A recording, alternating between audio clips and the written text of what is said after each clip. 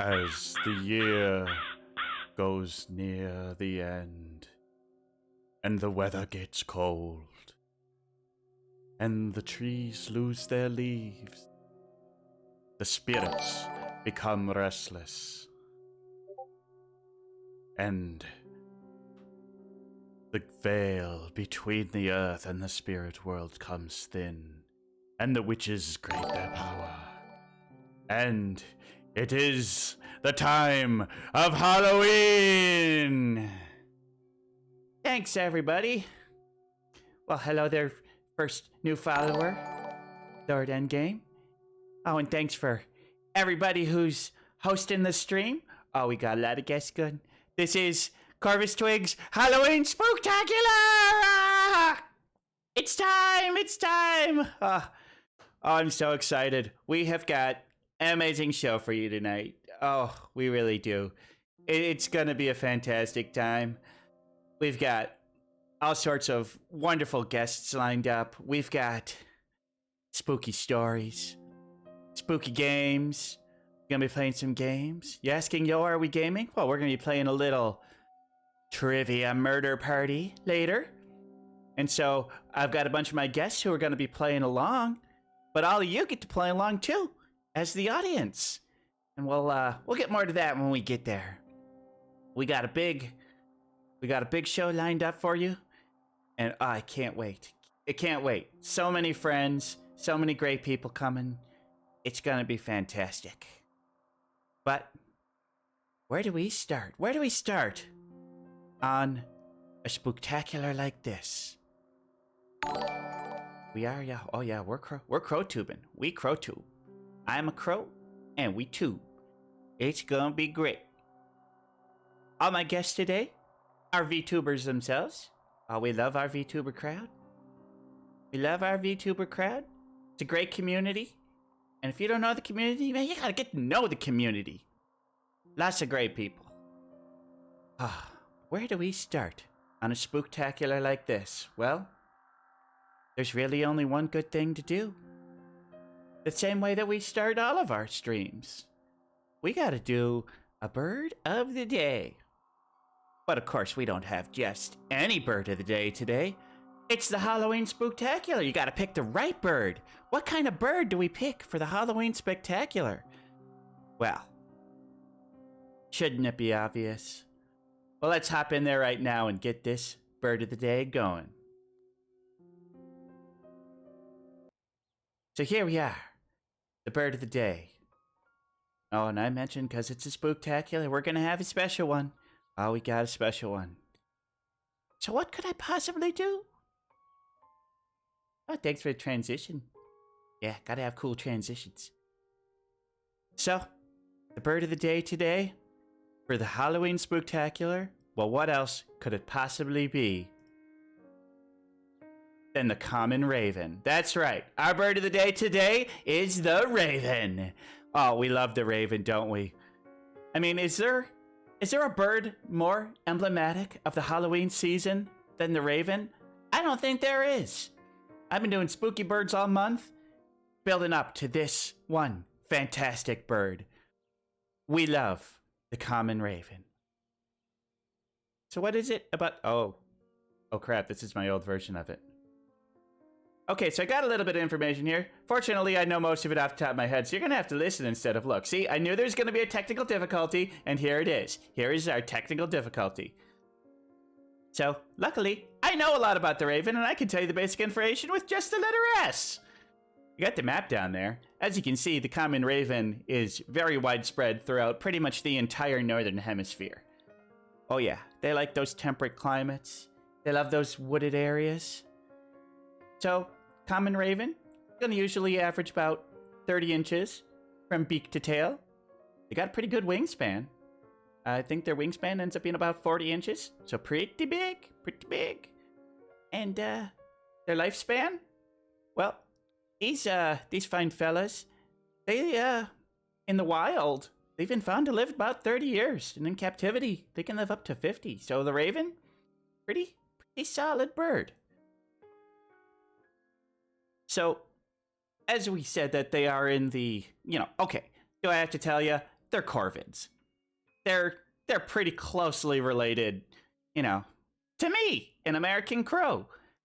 They're of course in the order of Paciforms, like all perch birds are, and they are the largest species of all birds in the order Paciforms. Oh yeah, that's pretty neat. And they're in the same genus Corvus, just like me. I'm Corvus Twig, but I'm an American crow, and they're the common raven. So, as we all know, I mean, it's a corvid. They are smart. They are so smart. Smart. One of the smartest animals on the planet. Are they as smart as the American crow? It's pretty close. It's really hard to say because they display really a lot of the same behaviors and problem-solving abilities. But where they are better than American crows is their ability for speech. They're capable of really doing a lot of great voices, a lot of great sounds and stuff. They can mimic sounds. They're right up there with parrots in their ability to mimic stuff. It's pretty neat. If there's somebody I would... Oh, thanks for following Crow and Chroma, who's gonna be on later. Anyway, check out the YouTube channel Fable the Raven to see what I'm talking about. It's a great channel. Check her out. She's a great raven. Good friend. So as you know, a group of crows is called a murder. Well, a group of ravens is called a conspiracy. Oh, those conspiratorial ravens, because they're always planning together and doing all sorts of stuff. Oh, yeah. If you might think you've seen one, that could be a conspiracy theory. Yeah. One thing that is kind of neat about them, they're very social. And not only do they help each other survive and help each other raise their young, but they play. They've been found in doing a bunch of activities that, as far as observers can tell, is just for fun. Lots of fun. They just love to have all sorts of great stuff together. You know, they just go out and have a good time together. Have a real good time. And, you know, they're great speakers, but they can communicate other ways. They found that they can communicate by moving their talons around, doing certain wing gestures, clacking their beak. It's pretty neat. So, when young ravens leave the nest, sometimes they stick around their family, but very often you'll find ravens who are about a year to 2 years old. They'll be hanging out with other ravens a year to 2 years old that they may not even be, that they're not even related to. And it is in these raven gangs is usually where they find their partner. And ravens do mate for life. So basically, you got a bunch of teenage mixers, they hang out, and they fall in love. And they stay together for the rest of their lives and raise their babies together. It's pretty nice. It's pretty sweet. Now, obviously, the raven is a very common symbol. The raven is heavily featured in so many stories, so many books, so many mythologies. I mean, Norse mythology. Norse mythology has ravens all over the place. You know, you see ravens in a lot of pop culture. Obviously, ravens were pretty heavily featured in Game of Thrones. You know, used instead of pigeons to carry messages. So the raven, it's a common symbol, and I think a lot of people really appreciate just how symbolic and emblematic these birds are. They're pretty neat. And so, if you're new to birds, you may be like, well, crow, raven? What's the difference? Well, let me tell you the difference. So obviously, they're both fully black paciforms, one of the rare few. Both very social, both very intelligent, both member of the genus Corvus. I mean, you know, they even rather look a lot alike. But you can tell the difference between a crow and a raven. If you look up on the top there, you'll see that their wing shapes are a little different. They've got a little more of a bow-shaped on the raven on the left compared to more straight on the right. The tail shape while in flight is also the best way you're going to find. You see how the raven, their tail shape is really more kind of that wedge shape, whereas the crow, it's just a mostly flat but gentle curve. And when they're on the ground, good way to see is look at those neck feathers. Yeah, look at the neck feathers. With a crow, it's usually going to be smaller feathers that are pretty smooth looking. Smooth on the chin. See? I mean, I got a little tufts under me. But the ravens, if you see those big poofed out feathers on the neck, that's probably a raven. Oh, also the biggest difference is that, yeah, ravens are like twice as large as crows. They big boys. They are big boys. I mean, they're bigger than a bunch of species of birds of prey. You know, raven's going to be, you know, like as big or bigger than like a kestrel or some of these smaller falcon species. I mean, yeah, they're not up there with eagles and owls. Well, some owls, bigger than some owls, but you know what I mean. And, well, the American crow is just in North America. And then the carrion crow is its European cousin, and you're going to find that in most of Europe. And, oh, hey, Mike D. And the common raven, though, the one that's in North America and the one that's in Europe, is the same species. So, yeah, I think that's pretty neat. And then the vocal sounds is another big one. So, you know, American crow is going to be kind of a more higher pitch, ah, ah! Whereas the raven's going to be more of the, ah, ah! Yeah, you got that. You'll be able to tell when you hear it. So, yeah. Now you know how to tell the difference between a crow and a raven. And, well, I like them both. I mean, obviously. So what are my thoughts on the raven? Well, I think that, I mean, are they the best bird? No. American crows are the best bird. But ravens, I'm going to have to go and give them number 2. Although, I mean, the carrion crow, they're pretty much, they're very similar to the American crows. I don't know. But ravens, I don't think you can get a much better bird than the common raven. They're cool. They're smart. They're just, I mean, they're just an all-around fantastic bird. An all-around fantastic bird. I love ravens, and I hope you love ravens. They are amazing. They are so amazing. And, yeah, if you live anywhere in the Northern Hemisphere, keep an eye out for them. Because they might just be around. And you want to give them a snack? Give them a snack. Just try to avoid things that are salty and sugary. You know, unsalted peanuts are good. Yeah, they're adaptable. They're omnivores. They'll eat just about anything. But make a friend with a raven, because a raven probably wants to be your friend too.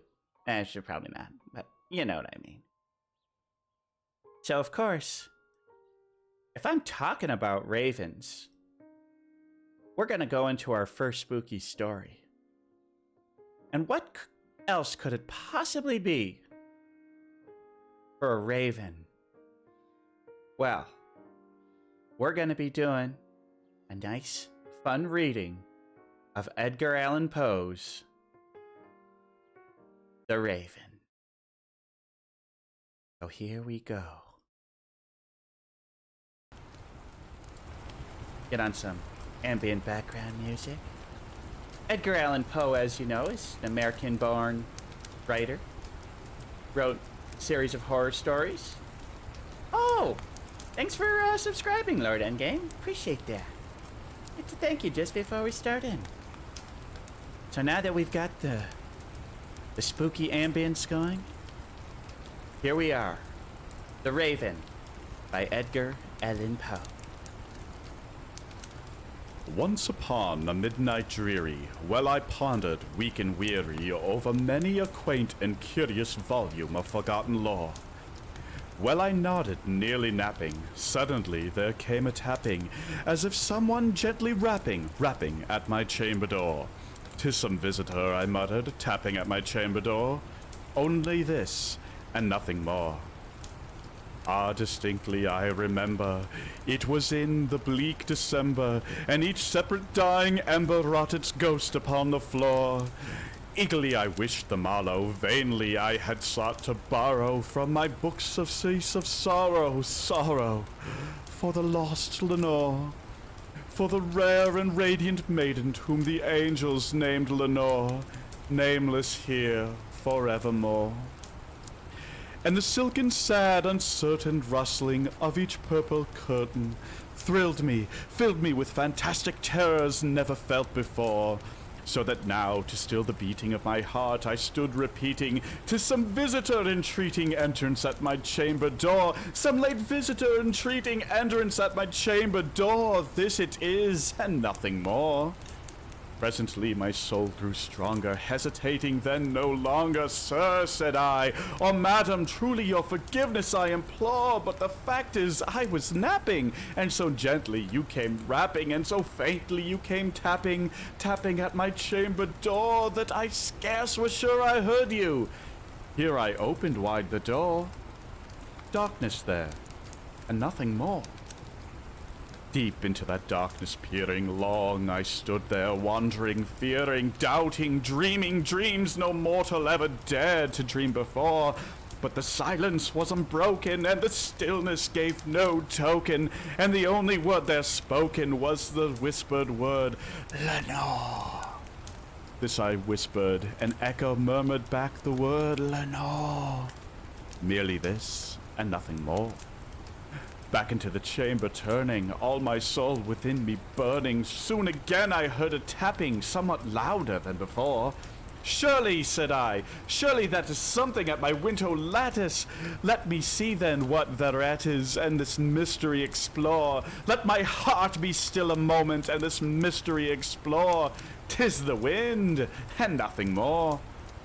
Open here I flung the shutter, when with many a flirt and flutter, in there stepped a stately raven of the saintly days of yore. Not the least obeisance made he, not a minute stopped or stayed he, but with mine of lord or lady perched above my chamber door, perched upon a bust of Pallas just above my chamber door, perched and sat, and nothing more. Then this ebony bird, beguiling my sad fancy into smiling, by the grave and stern decorum of the countenance it wore, "Though thy crest be shorn and shaven, thou," I said, "art sure no craven, ghastly grim and ancient raven, wandering from the nightly shore? Tell me what thy lordly name is on thy night's Plutonian shore." Quoth the raven, "Nevermore." Much I marveled this ungainly fowl to hear discourse so plainly, though its answer still little meaning to so reverency before. For we cannot help agreeing that no living human being yet was blessed with seeing bird above his chamber door, bird or beast upon the sculptured bust above his chamber door, with such a name as Nevermore. But the raven, sitting lonely on the placid bust, spoke only that one word, as if his soul in that one word he did outpour. Nothing farther than he uttered, not a feather then he fluttered, till I scarcely more than muttered, "Other friends have flown before, on the morrow he will leave me, as my hopes have flown before." Then the bird said, "Nevermore." Startled at the stillness broken by reply so aptly spoken, "Doubtless," said I, "what it utters is only stock and store, caught from some unhappy master, from whom merciful disaster followed fast and followed faster, till his songs one burden bore, till the dirges of his hope that melancholy burden bore, of never, nevermore." But the raven still beguiling all my fancy into smiling, straight I wheeled a cushioned seat on front of bird and bust and door. Then upon the velvet sinking, I betook myself to linking fancy unto fancy, thinking what this ominous bird of yore, what this grim, ungainly, ghastly, gaunt, and ominous bird of yore meant in croaking "Nevermore." This I sat, engaged in guessing, but no syllable expressing, to the fowl whose fiery eyes now burned into my bosom's core. This and more I sat divining, with my head at ease reclining on the cushion's velvet lining that the lamplight gloated o'er, but whose velvet lining o'er the lamp gliding o'er, she shall press, nevermore. Then methought the air grew denser, puffing from an unseen censer, swung by seraphim whose footfalls tinkled on the tufted floor. Wretch, I cried, thy God hath lent thee by these angels he hath sent thee respite, respite and nepenthe from thy memories of Lenore. Quaff, oh quaff this kind nepenthe and forget this lost Lenore. Quoth the raven, nevermore. Prophet, said I, thing of evil, prophet still if bird or devil, whether tempest sent or whether tempest tossed thee here ashore, desolate yet all undaunted, on this desert land enchanted, on this home by horror haunted, tell me truly, I implore, is there balm in Gilead? Tell me, I implore. Quoth the raven, nevermore. Prophet, said I, thing of evil, prophet still, if bird or devil, by that heaven that bends above us, by that God we both adore, tell this soul with sorrow laden, if within the distant Aden, it shall clasp a sainted maiden whom the angels named Lenore. Clasp a rare and radiant maiden whom the angels named Lenore. Quoth the raven, nevermore. Be that word a sign of parting, but a fiend, I shrieked upstarting. Get thee back into the tempest, and the night's Plutonian shore. Leave no black plume as token of that lie that thou hast spoken. Leave my loneliness unbroken.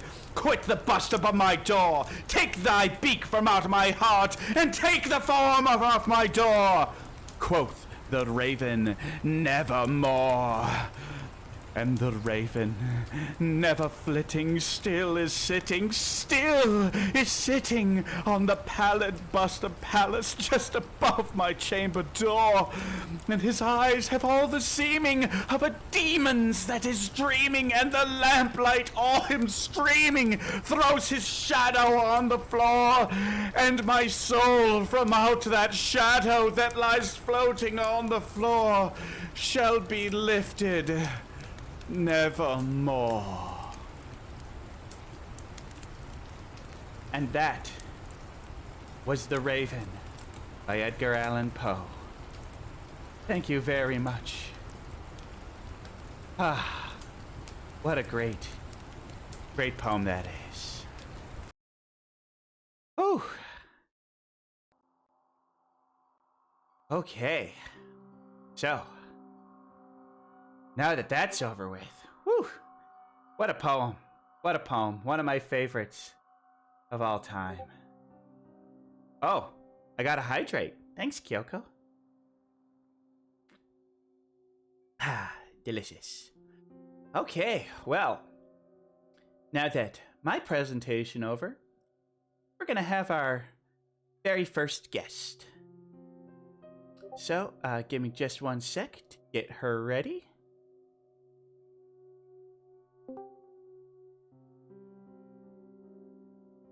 Just give me 1 second. All right, you can start streaming your webcam there. Our first guest is Luna Miura. Okay, we are now going to get to Luna. And she's not showing up. Oh no. Maybe this one will show up? Give me a second. I know there's going to be some technical difficulties.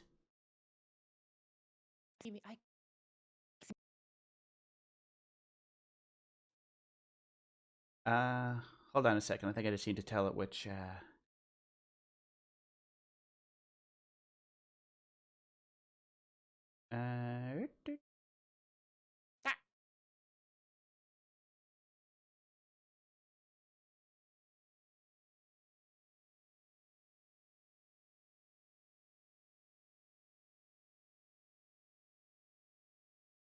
okay. Yay. Now we can see you. Question is, can everybody hear you? Ta-da! Hello, world. Hello out there. I'm speaking to you from the void. A place I am definitely at right now. I am definitely here in a graveyard at the middle of the night. Yay! Oh no, they can't hear me. I can't hear Oh you? no. They say they can't. Looks like I'm looking at chat. Oh wait, they can hear. They say they can. Oh, I lied. Sometimes I lie. All I'm a right. liar. Ooh. Cool. Well, so Luna, why don't you start up by Huzzah. telling us a little about yourself? Okay. Hi everybody. Hello Corvus. Thank you for inviting me on your Spooktacular event. I was really excited about it because I love Halloween. It's my favorite. I know lots of people say that, but it ain't any less true for me. So it's my favorite holiday. My name is Luna Mira. I am actually not of this planet. I am, though I look very much like you. This is a meat suit. This is a meat suit I wear so that I can blend in a little bit better with everybody. I don't My think you look spaceship like crashed me. to Earth a year and a half ago, and I have been hiding in an abandoned summer camp since then, with my AI helper Modbot and my teddy bear Mr. Wiggles, and recently a alter ego of mine Dolores, who my chat will know about. So it's good to meet everybody here. I see some familiar names in the chat. So Oh hi yeah, guys. a great familiar name. Um, so I am going to be telling a story today that is actually a personal story. So Ooh. it's not a polished piece of literature, but perhaps someday it will be once I've finished my memoirs. All Um, right. Well, I'm excited to hear it. but So why don't you go ahead and start? all right. So the story begins back when I am a wee babe alien. Not really a wee babe alien. I was 12 years old, and me and my family were moving into a new house. And I'm one of 9 siblings, and in the process of moving into this new house, I found out that I was going to get to have my own room, which was a big deal when you have 8 siblings. So I was going to have my own room. I was so excited. And because I was one of the older siblings, I got to go in with my family before everything got moved in, all the stuff, and pick which room was going to be mine. Um, so I went into the house, and the house itself was not an old house. It might have been from, the 1950s or 60s at oldest. So it's not really that old. It's not like definitely haunted old. My assertion is that any house that is at least 100 years old is definitely haunted regardless. So, but, once you get younger than that, it can be iffy. So, at any rate, I picked my room, and I picked a relatively small room, but I liked it. It felt comfy, it felt cozy, and um, and I was super excited about it. So, and nothing felt off about the house. So, but because so that night, we slept at the house, but not all of the stuff had arrived yet. So I didn't have a bed yet. So I just, I'm a kid. I'll sleep on the floor. I slept on the floor of my new room, and I had a pillow and a blanket, and that was it. And I was gonna camp it like it was camping. It was gonna be great. So I go to sleep, and I wake up in the middle of the night. Not to anything disturbing, but I wake up and I open my eyes, and I remember I was on my stomach, and I looked up from my pillow to a window on the wall, and I could see the moon out there. And I was like, "Oh, this is kind of nice." And so I settled back down to sleep again. But before I fall asleep, I feel pressure on my back, as if somebody's taking their hands and pressing down on my back, and not like a palm of a hand, just as if somebody were taking just their fingertips, and I could feel individual fingertips on my back pushing down on me. And it was the f- and I was I obviously I was freaking out, but I couldn't move. I was paralyzed with fear, and I didn't want to move. I just let the pressure stay there, and then, let my heartbeat race until I thought I was going to die. And then the pressure gradually went away, and I didn't sleep for the rest of the night. So, come to the next day, I don't tell anybody about this. I don't tell anybody that it happened because I feel kind of stupid. Like maybe I was dreaming. Maybe it was, that sleep paralysis thing. I'm not stupid. I want to find the logical explanation for things. So I don't tell anybody about it. Not my family, not my siblings, not friends, never. Um, so fast forward several years. Nothing else. There's no other memory that I have from that time in that house that was uncomfortable or strange. Um, but I'm coming on a visit. It's years later. I'm returning home from a visit from college for the summer, and I am talking to my family, and we're just shooting the shit. We're just talking about stories and about growing up and our childhood and stuff. And I'm with my mom and my dad and a couple of my older siblings are all in the living room talking. And I decide to tell them this story. And I'm telling them the story and I'm telling the story and I'm laughing about it because it's absurd, right? It's a ridiculous story. Obviously, it was nothing. And but as I tell the story, my mom's face changes really dramatically. And as I finish the story, she looks at me and um, she said, please, and she says it in a really low voice. She's like, please, please don't tell that story to your younger brother. Um, because at this time, I had a younger, now that I was gone out of the house, one of my younger brothers, who at the time was probably 10 or so, had taken up residence in my old bedroom where this all happened. And my mom said, please do not tell your brother about this. And I said, why? And she said, because he's already terrified of that room. He's terrified of the closet in that room. And I said, the closet? I never had any problems with the closet.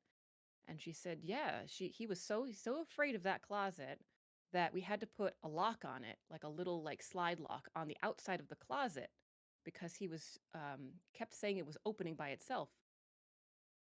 And I said, holy crap. So I said, I'm fine. I won't tell him. I won't tell him about it at all. But one day when he was not in his room, I went up to that room again and I looked over and I went to the closet. And sure enough, they had put a lock on the outside of the closet. Um, just, I guess, to give my younger brother some peace of mind. But I said, you know what? I just had that one weird incident in the room. I don't think there's anything wrong here. So, but of course, being told this, I was now a little bit wary.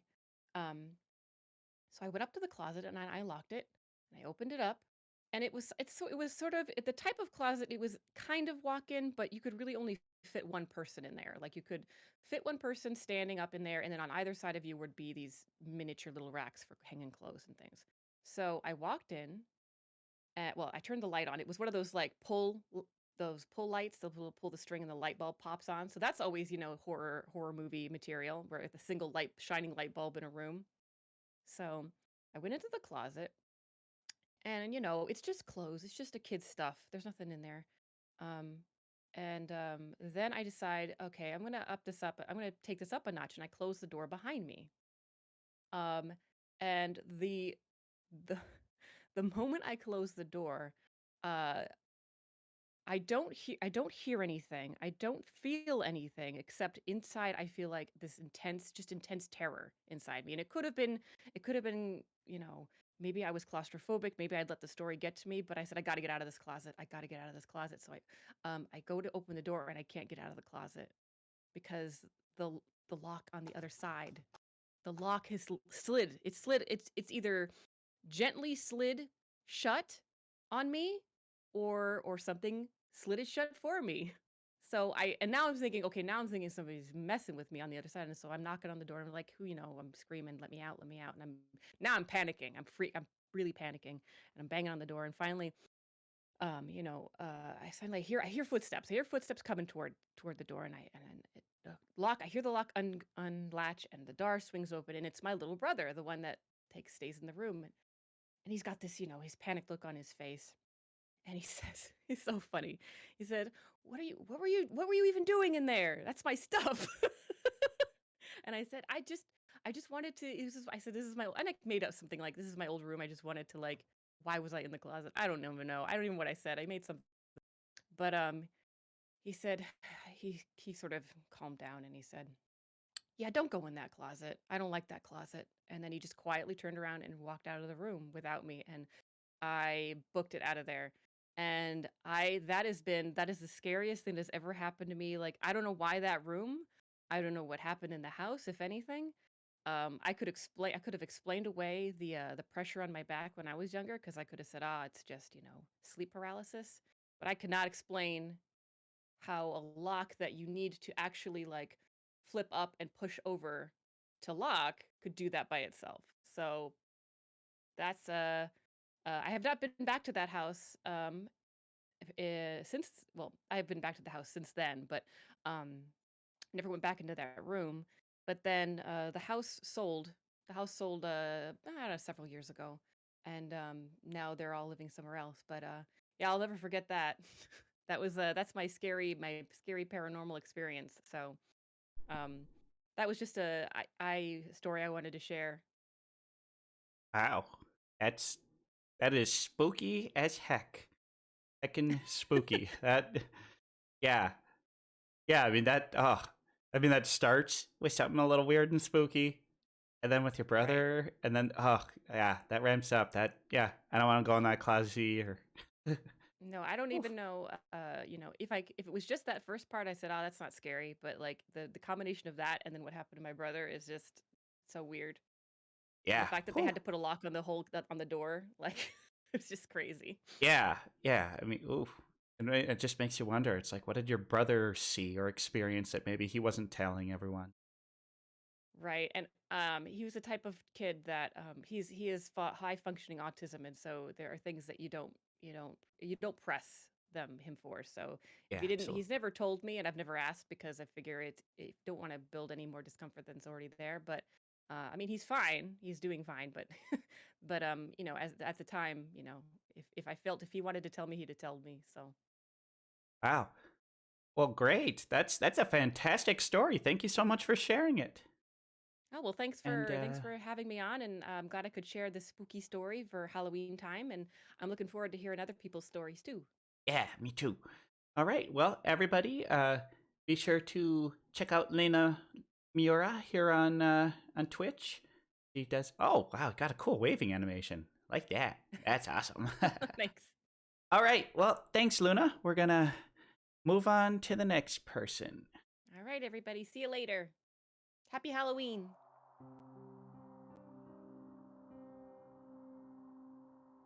All right. Wow, that was fantastic. So, looks like our next reader is Vesper. So, give me a second to get her on stage. Hello. I, oh, hold on a second. My screen's being all. It's gonna. Okay, good. She's streaming. Okay, back to. Perfect. There you are. There you are. Whoop. Guys in the wrong window here. Okay, you're good. Well, hi, Vesper. Why don't you go ahead and introduce yourself for all these lovely fans here? All right. So I'm Vesper Arrow, and I am a rogue AI that escaped from the darknet and hijacked an android body to hang out in the human world. Yep, that's it. All right. And today I'm going to tell a pretty spooky story, Ooh. which obviously is true. And the instructions given in the story you should not try to do in real life. Oh. All right. Well, go ahead and start whenever you're ready. All right. Okay, so I will be reading a deck of cards. Yep, that is the name. And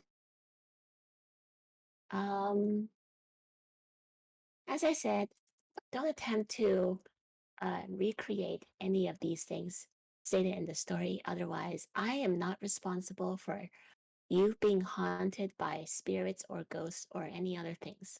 Just warning you. All right. So, I will immodestly confess to being quite the skilled card player. There are exceptionally few card games which I do not know, and a great deal of those I am practically a master at. Okay? What makes card games so fascinating is that every game of thousands of games, you can play with cards that involve three key factors. The first key, of course, is luck. No matter what kind of skill you have, the way with that the cards are dealt are more or less a matter of chance. Even professional card counters can tell you that sometimes things don't play out the way they expect. There's a miscalculation, simply a simple dealing error, or a card you are simply expecting to be further down the deck, but unfortunately it shows up near the top. Luck is always a factor in these games, and in many games, not most, just many, it is a chief factor. This is not something that can be combated, but you can mitigate the damage with the second key. The second key is strategy. poker, roomie, blackjack, these all appear at first to be simple games of chance. But when you play long enough and you develop your own skill, are you aggressive, accepting losses in order to get the big payout in the end? Or are you conservative, not surrendering stable footing for an uncertain and rather pricey risk? Each game calls for different strategies, and this is often dictated by your opponent. Which brings us to the final key, your ability to bluff. Any poker player knows this to be true. You're not playing the cards, you're playing the opponent. Every day in Vegas, there's some ballsy contender, or more often than not, stoic dealer, who is winning the pot on crap hands by the power of sheer psychological warfare. You don't believe me? Just look up Jack Strauss, the man who pulled off one of the greatest poker bluffs of all time. The guy convinced his opponent to give up a fortune in Texas Hold'em match because he convinced his opponent that he had a pocket pair when in reality he had the worst hand you could possibly imagine. And that's nothing to turn up your nose at. That is a brilliant bit of bluffing, using the opponent's own keen mind against them. No need to plant these ideas when you know when you know how your opponent is going to think. And that is partly why I find this game so fascinating. If you're a real psychological whiz kid, you can skate through the game on solely crappy hands. I will give you this brief instruction not to showcase how brilliant I am, though you are certainly free to think so. I explained this to you because my fascination with cards has led me to search through the internet for any new game I haven't played. I found a rich tapestry of world card games. Canasta, which originated from Uruguay and became a sensation in the US around the mid 1950s. Double Sir, Pakistani variation of the game Trumps. Macau, the Romanian version of Crazy Eights. There's no limit to what a properly equipped deck of cards can do. Some games require either 40 card French deck or the 54 card Tarot deck. Some games even use the custom Pinocchio card decks. But those aside, your standard 52 card deck can be used for a lot of fun. And then there's another game you can play. I stumbled across this one completely by chance. I won't tell you where I discovered it, of course. You'll just have to take my word for it. Suffice to say, through a bit of digging, I found a card game that you can play with a spirit. The game doesn't really have a name, per se, though it was affectionately referred to as the wager game. Because you have to understand the circumstances around what I intend to tell you, I'm going to provide the details of how the game is played. I strongly urge you not to play this game, by the way. Remember the 3 keys I mentioned at the beginning? Well, suffice to say, the wager game is the absolute pinnacle of these properties. To start, you'll need a standard deck of cards. That's a 52 card deck. Be damn sure you remove the jokers before you start playing, trust me. If it were me, though it doesn't explicitly state this anywhere in the ritual, I would make sure the jokers are as far away from the deck of cards that you are playing. Trust me. I can't say for certain, but spirits do like to cheat. You can play on any surface, but a table is preferred. You want to make sure that the area is clear of obstructions and you can deal the cards efficiently without them sliding all over the place. You don't want any food or drinks present. It's not a party, trust me. Having these present is often seen as an insult. Honestly, I'm not exactly sure what would happen. The great thing about this ritual, well, if you can call it great, is that there really isn't that much to set up. There's no arcane chanting, no laundry list of supplies. All you really need is your deck of cards and your nerve.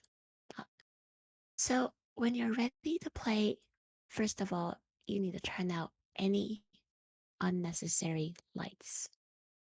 You should be able to see the cards' faces, of course, but just barely. Candlelight is good, but I prefer something that can't be that easily overpowered, of course. A flashlight or a cell phone light with full battery usually does the trick. But other than that, you need to be in the dark. So let's get started. Set the deck of cards in front of you, between you and the spot, well, where they will be playing. I should probably mention that if the spot is in any way obstructed, they probably won't show up. Oh, don't worry. He won't just pop out of the walls or drag you to hell or anything weird like that. They probably just won't appear straight up. So make sure your guests can comfortably sit down, and if you're sitting at a table, leave a chair for them, please. If you're on the floor, and I don't recommend this by the way, make sure there's an equal amount of space for them to sit as you have. Use your chair for the best results. I can't really tell you what to do here, but anyways, the game is played as follows. You are playing with a spirit. That's right, a spirit. There won't be a flash of light or a spectral whispering to indicate that your guest has arrived. You'll just know when they're there. If you do hear something, turn on the lights and get the hell out of there. Do not attempt to play this game again in the same spot, trust me. And don't play this in your home. Whatever you do, please. For your sake, mainly. You see, that's the tricky thing. You never really know who your opponent is going to be. Some opponents will play fair, others will do anything in order to win. You don't want to play with a hostile opponent. You just won't win against them. So, assuming you're lucky and you pass the first stage of luck, once your docile guest has arrived, you will deal each other 3 cards. Don't look at your guest cards. Don't try to cheat. Just deal them face down. Your guest will know what card he has to play. From this point, the game becomes rather subjective. The source didn't exactly explain step by step the rules. There's no scoring, there's just betting. You're betting things precious to you against the spirit, and the spirit is in turn betting something you want. Oh, I forgot that part, didn't I? Yes. Why would you play a game where you didn't know the stakes? You see, this game, like many other means of communication, is with ethereal entities. Primarily, they're able to offer you knowledge. This version requires less setup, but it becomes a challenging battle of wits.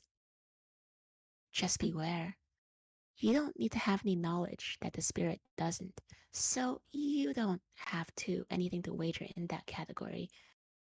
What you are wagering is a variety of lovely punishments, which are revealed by the turn of the card, of course. It could be something as simple as destroying a treasured possession, to as horrible as committing absolutely horrible acts of violence. If you're lucky, you'll only destroy your own life. You begin by playing 3 of your cards. You choose the card from your hand. I'll explain what cards do at the end, but suffice to say, your guest always has the advantage of reaction. However, both of you can only play the cards you have right in front of you. When the exchange is over, deal him a card first, often as common courtesy, and then you deal yourself one. Neither side should ever have more than 3 cards in front of them. Discard used cards in a pile to the side of the deck.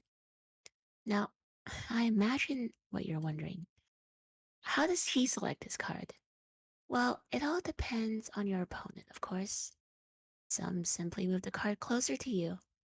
Some might whisper the answer in your ear in a voice that you could swear hearing, but it was maybe just your imagination.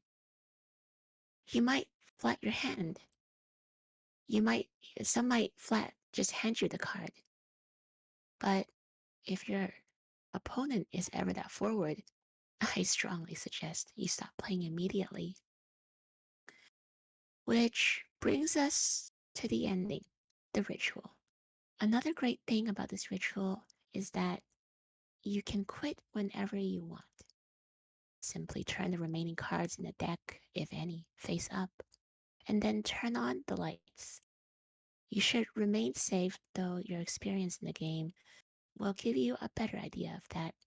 If you don't feel safe, leave the place that you played and don't come back for a few days. Usually, the spirit would have moved on by that point. Now, I'll explain what the cards do. There are a few exceptions, which I'll note at the end. In the main, here's what the cards do. The suits don't matter. Aces are your best friend. These act as protection against whatever the spirit wants you to do. Just be cautious about using these. Remember, you go first, and the spirit will, if they're able to, use a weaker punishment in retaliation. Unfortunately, aces are also the spirit's best friend. When they select an ace, you must turn over their other 2 cards and perform their action without any chance to block, even when you have an ace in your hand. Deal the spirit 3 cards after these are performed. In the unlikely event that two aces meet, neither party is obligated to do anything. You can use this move to determine the friendliness of your spirit opponent, as it is a rather selfless thing for the spirit to do. But remember, it could also be a bluff. Deuces through 10 can be viewed as severity. For you, it refers to the level of information you can ask. Again, like I say, this is greatly subjective, as much more is revealed about the nature of the game by playing it yourself. But for instance, if you play a deuce, don't go asking for winning lottery numbers. If you're wondering, I wouldn't bother asking for anything less than 8. With a deuce, you can pretty much ask whatever the spirit you want. The spirit, as you may have guessed, it refers to pain. A deuce would be the equivalent to pricking yourself with a needle, and a 10 would be pouring burning oil down your back. But don't worry, you don't have to perform the violent action on yourself. You see, the reason the spirit plays the game is not just to cause you torment, but to see what kind of a player you are. If you would do these actions to another, well, they rather enjoy that. Emotional damage is also acceptable, but again, use your own judgment. This is just an example, but a deuce would be tearing up a photo of a deceased loved one. And a 10, well, a 10 would be disowning your children. Some spirits prefer this to be physical pain, but trust me, those are the ones you really have to watch out for. A bit of strategy on this one. In my experience playing the game, I found that most spirits, even the hostile ones, have a bit of code of honor about this. If they're able to match your number for number, occasionally they are one higher or lower, but essentially they will try to make it worth your while. Make the answer you want equivalent to the damage you have to cause, you see? Of course, you will have to find a spirit that plays a low number on a high card question. Maybe you're better off not knowing the answer. A final note before I move on. Spirits cannot lie about the answers they give you. They may be mistaken if you ask something a bit out of their knowledge, but generally speaking, they are bound to be as truthful as possible.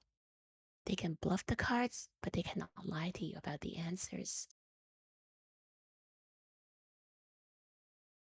Jacks are prank cards.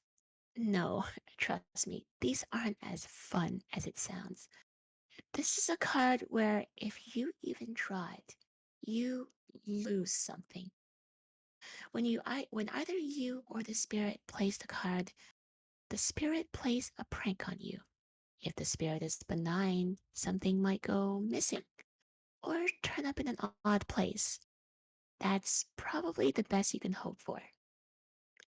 If the spirit is malignant, well, then you are going to have the piss scared out of you. The spirit can take any number of monstrous forms, perform any unspeakable act with the exception of physically harming you. But trust me, that limitation only makes them more hell-bent on getting you. And the worst part, they don't have to do this right away. They can wait for later, even after the ritual is over. And don't even think about trying to use any protective rituals. They won't work. But remember, they cannot physically hurt you. So at least there's that.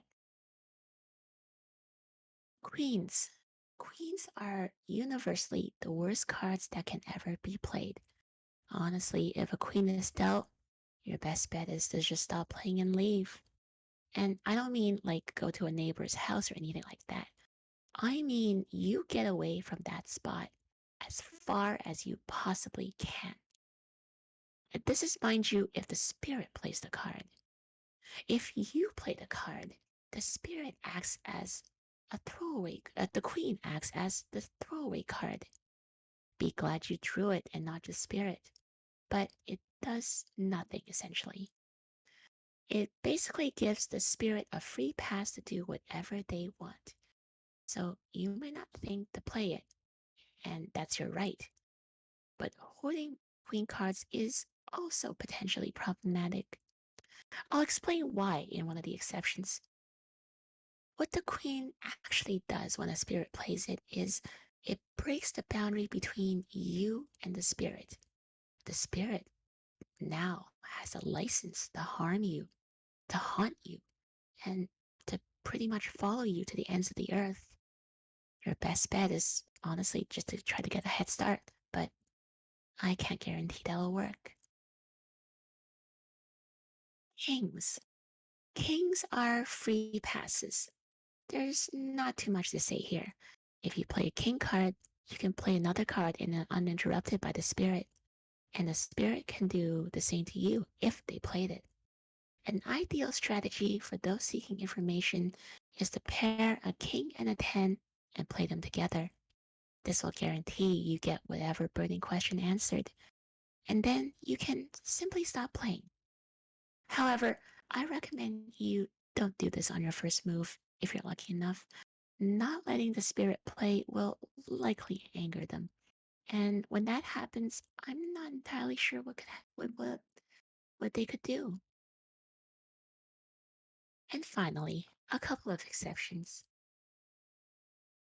Okay, first, there's two of clubs. If you play hearts, you recognize this as a starting card. Playing this is beneficial, especially if you play during the beginning. The response card will not be an action you will have to do to yourself, but will be a truthful assessment of your opponent. If they respond with a low number, they are a benign entity. If they respond with a higher card, well, that's unfortunate. When the spirit plays this card, it functions as a normal deuce. Next is the Suicide King. Wow, this is unpleasant. It's not the worst card, arguably, but it isn't pleasant either. This card is murder. If you play it, it functions merely as a free pass. But when the spirit plays it, you are obligated to either murder somebody or commit suicide. Again, the choice is yours. This is a horrible affair, of course, but some spirits, genuinely benign, generally benign spirits, will accept the tribute in place of an actual murder. But it will be something painful, horrible beyond anything you might do with an ordinary 10. It would be something that will cripple you for life. And yes, if you opt out of the murder, you must perform this tribute to yourself. Finally, the Queen of Spades, the ultimate chance card. If you play it, turn over all your opponent's cards. If they do have a queen, you simply discard these, redeal, and then you move on. If they don't have a queen, then, well, you better start running. Don't bother ending the ritual, just run. Because you've essentially given the spirit the power of a queen, and you've done so willingly. If you're caught by the spirit, again, as you can imagine, suffice to say, probably nobody's going to find you. At this point, I should probably warn you that re-engaging on something that the spirit has played, refusing to follow through on with the torment or murder that was ordered, probably has this effect. If you lost a wager, just cut your losses. If the spirit plays the card, the same effect happens, but the results are opposite. If you weren't hanging on to any queens, then praise whatever entity you worship because you are free from the effects of the queen and you can continue playing safely. If, however, you were hoarding queens because you didn't want to play them and you left yourself exposed, well, don't bother running. You've already lost everything. The realm in which you will have to spend the rest of your days is supposed to make hell look hospitable. This is the wager game in all its occult glory. I recommend playing it. I recommend against playing it despite my own experience. Playing against the spirit is a thrill. And the few times I've successfully bluffed one of the spirits is rewarding. I know exactly when to play what cards and how to avoid the pitfalls. Luck is certainly a factor, as is my own strategy and my own brilliance at bluffing. However, I've had the misfortune to get overzealous and made a few mistakes. I played the Queen of Spades in my last game, and my opponent did not have any queens of their own. I miscounted, made a very poor guess about my opponent, and they ended up bluffing me. They've been following me for many nights now. Every time I think I'm rid of them, I see them right on my tail, in the window of a car, beside me on the highway at night, a shadowy figure in a mirror that I can only see for a split second. I'm putting this on here to warn you not to play this game in case you are able to stumble this across the internet for whatever reason. Listen, I'm one of the greatest card players of all time and I lost.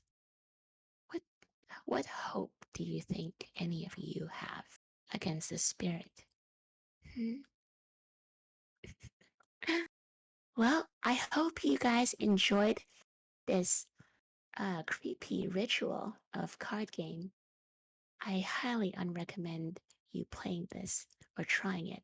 But if you decide to play it, don't do it in your own home, at least. Well, the rest is up to you then. All right, and that's the end of my story. Ow. I mean, Thanks. I'm The a spirit, gambler.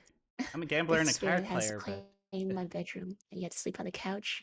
Ah, that's unfortunate. Well, at least you don't have to, chop off your own arm.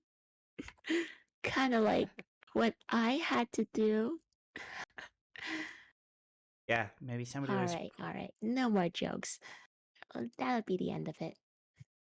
All right. Wow. That was spooky. Like I said, I like to play card games, but I don't know if I want to play that one. That seems a little too risky for me. Pros are very skittish and cautious. Not gonna play that one. But thank you so much for reading it. And Mm-hmm. thank you for everybody who followed during that. NKTASE, thank you. Arakanakushi. Yeah, thanks. So I appreciate it. And All we're right. gonna now move on to the next one. Thank you. Thanks for Thank you having so much, me. Vesper. All right.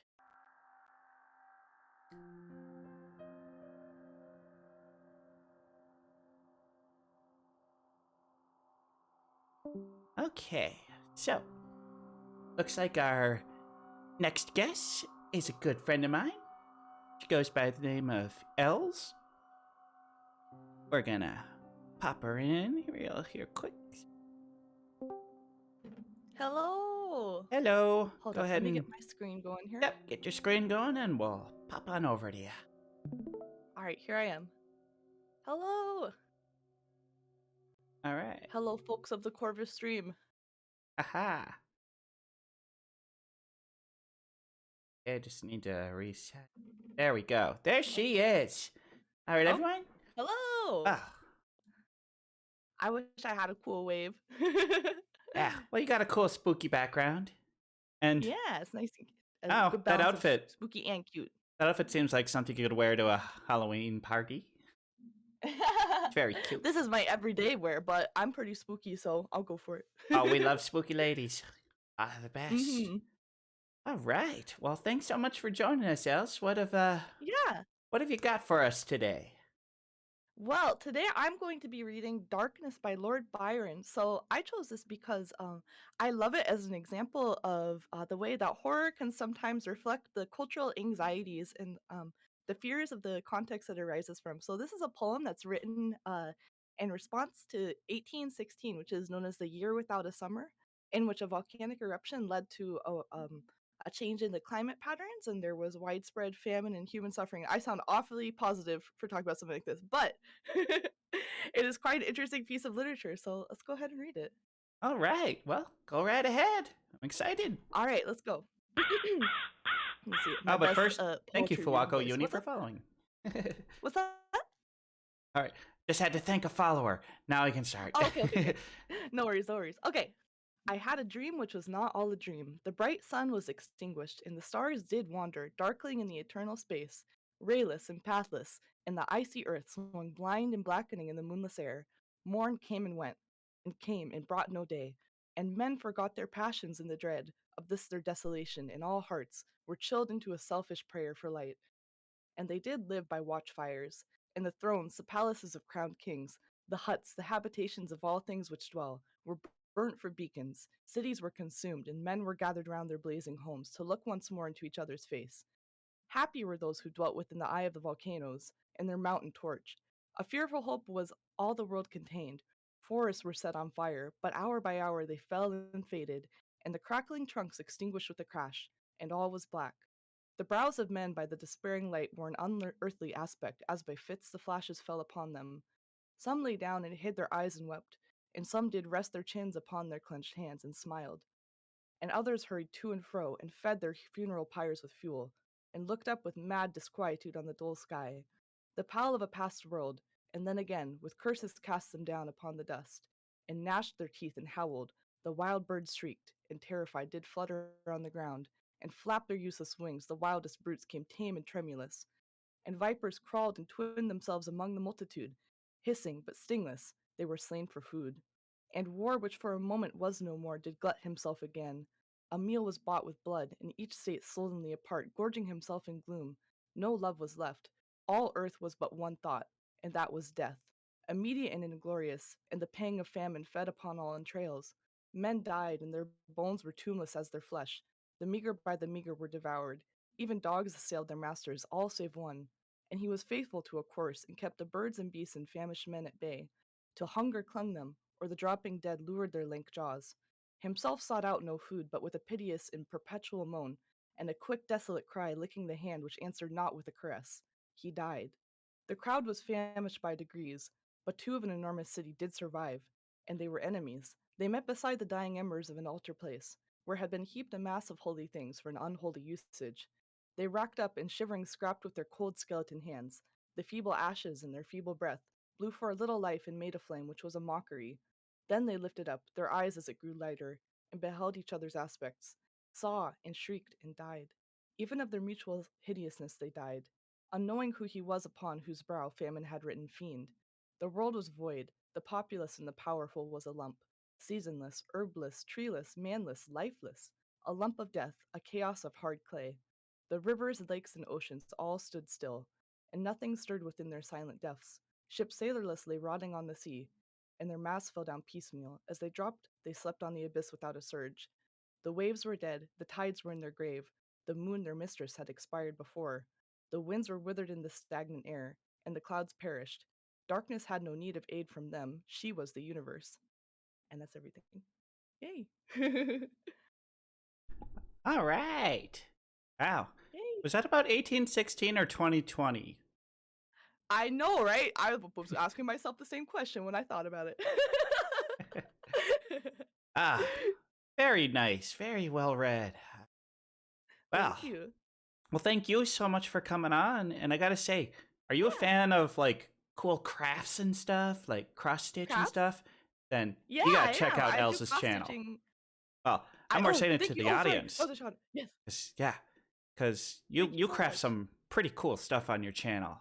Always really fun to Yeah. watch. Every Sunday we do cross stitch Sundays, and this Yeah. Sunday we'll be doing a watch along of Houseu, the Japanese horror movie, while I do some cross stitch. Oh, nice. That sounds fun. All It'll be a right. good time. Well, thank you so much for coming on. Ah, this is Thank going you for the great so far. invitation. Thank you so much. Mm-hmm. All right. Back to chatting. Switch out Alright. to our next guest. All Gotta right. get out of here. Good stuff. Get out of here. All right, I'm out. Bye-bye. All right. Our next guest is a good friend of mine. If you watch my streams, you see her. You see her coming in here a lot, making me drink water. Oh, yes. It's the queen of hydration herself, Kyoko. All right. Getting her on there. Let Whoa. me know when you can see me. I can see you. Flipping over to the screen now. And now they can see you. All right. Well, thanks for joining us, Kyoko. One of Thank my you for having great me. Corvid friends. So, why don't you tell us a little about yourself? Hi, my name is Noir Kyoko. I'm a crow VTuber, and I want to read to you guys a story called Autopilot. Autopilot. Right. Well, we'll let you get started whenever you're ready. Okay. Have you ever forgotten your phone? When did you realize you'd forgotten it? I'm guessing you didn't just smack your forehead and exclaim, "Damn," apropos of nothing. The realization probably didn't dawn on you spontaneously. More likely, you reached for your phone, pawing open your pocket or handbag, and were momentarily confused by it not being there. Then you did a mental recap of the morning's events. Shit. In my case, my phone's alarm woke me up as normal, but I realized the battery was lower than I expected.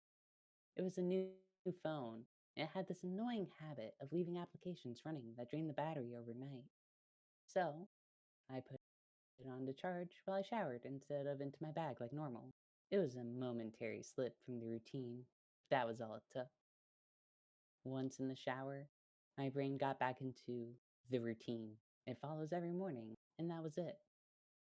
Forgotten. This wasn't just me being clumsy, as I later researched.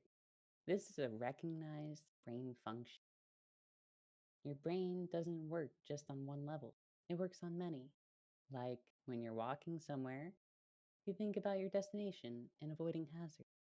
But you don't need to think about keeping your legs moving properly. If you did, the entire world would turn into one massive, hilarious co-op cosplay. I wasn't thinking about regulating my breathing. I was thinking whether I should grab a coffee on the drive to work. I did. I wasn't thinking about moving my breakfast through my intestines. I was wondering whether I'd finish on time to pick up my daughter Emily from the nursery after work, or get stuck with another late fee. This is the thing. There's a level of your brain that just deals with routine so that the rest of the brain can think about other things. Think about it. Think about your last commute. What do you actually remember? Probably little, if anything. Most common journeys blur into one, and recalling any one in particular is scientifically proven to be difficult. Do something often enough, and it becomes routine. Keep doing it, and it stops being processed by the thinking bit of your brain and gets relegated to a part of the brain dedicated to dealing with routine. Your brain keeps doing it without you thinking about it. So, soon, you think about your route to work as much as you keeping your legs moving when you walk. Most people call it autopilot, but there's danger there. If you have a break in your routine, your ability to remember and account for the break is only as good as your ability to stop your brain going into routine mode. My ability to remember my phone being on the counter is only as reliable as my ability to stop my brain entering morning routine mode, which would dictate that my phone is actually in my bag. But I didn't stop my brain entering routine mode. I got in the shower as normal. Routine started, exception forgotten. Autopilot engaged. My brain was back in the routine. I showered, I shaved. The radio forecast amazing weather.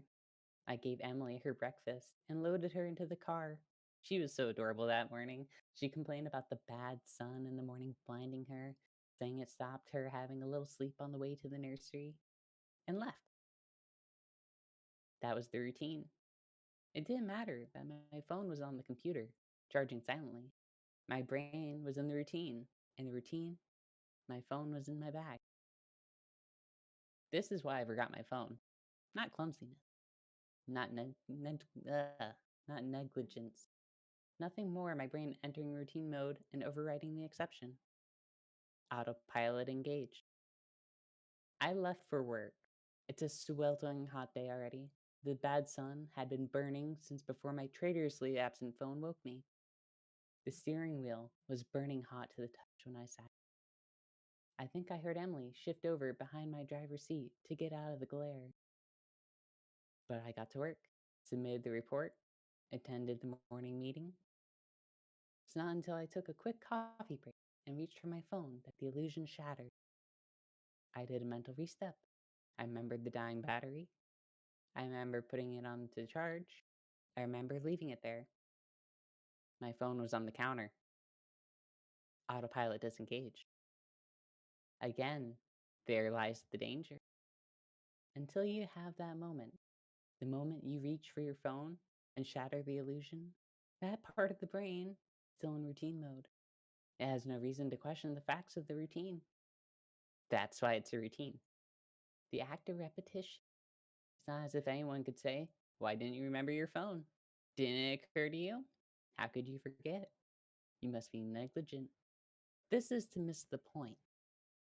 My brain was telling me the routine was completed as usual, despite the fact that it wasn't. It wasn't that I forgot my phone. According to my brain, according to the routine, my phone was in my bag. Why would I think to question it? Why would I check? Why would I suddenly remember, out of nowhere, that my phone was on the counter? My brain was wired into the routine, and the routine was that the phone was in my bag. The day continued to bake. The morning haze gave way to the relentless fever heat of the afternoon. Tarmac bubbled. The direct beams of heat threatened to crack the pavement. People swapped coffees for iced smoothies. Jackets discarded, sleeves rolled up, ties loosened, brows mopped. The park slowly filled with sunbathers and barbecues. Window frames threatened to warp. The thermometer continued to swell. Thank fuck the offices were air conditioned. But as ever, furnace of the day gave way to a cooler evening. Another day, another dollar. Still cursing myself for forgetting my phone, I drove home.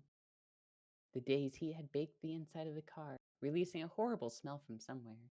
When I arrived on the driveway, the stones crunching comfortably under my tires, my wife greeted me at the door. Where's Emily? Fuck. As if my phone wasn't bad enough.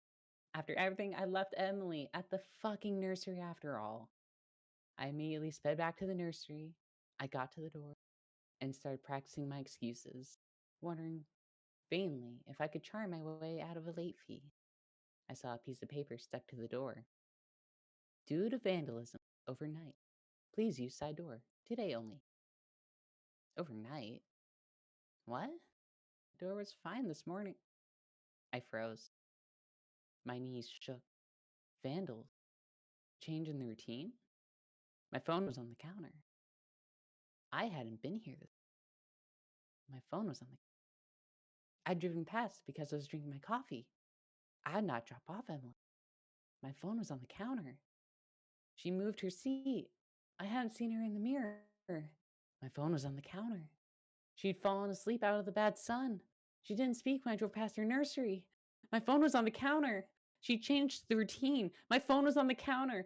She changed the routine. I'd forgotten to drop her off. My phone was on the counter. 9 hours. That car, that baking sun, no air, no water, no power, no help. That heat, a steering wheel too hot to touch.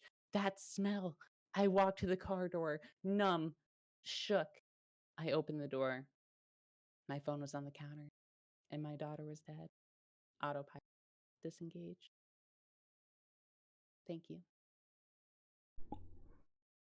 Wow. It took a dark turn there at the end. Whew. Oh, jeez. Wow. Great story, though. Yeah. Thank you. Thank you for reading it. Thank you for having me here. Happy Halloween, everybody. Happy Halloween, everybody. Okay. Thanks so much, Kyoko. You're gonna find this funny, but while you were reading, I decided to hydrate a little bit. I was focused too much, and I spilled some of my hydration on myself. Oh, I'm sorry to hear that, but thank you for hydrating. Yeah. Chat, hydrate. We are now a hydrate stream. All right. Yes, chat, Go out there and hydrate. hydrate. If you have a beverage, drink that beverage, especially water. Yes. Okay. Specifically water. The other stuff doesn't count. Nope, doesn't count. All right, we're gonna move Kyoko back, and then we're gonna move me back because it's time to take a break from the storytelling. Whoops, I meant to move her. Okay, so I'm gonna pop into the group chat because we're gonna play a little round of Trivia Murder Party now.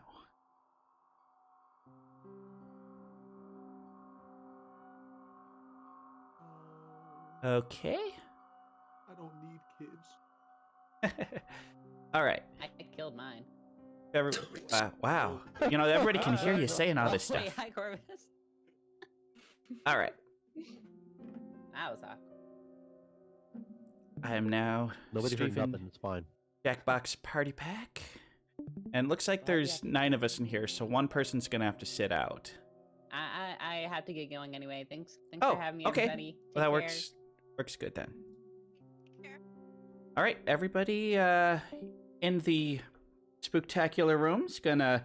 Right now, we're logging into Jackbox.tv.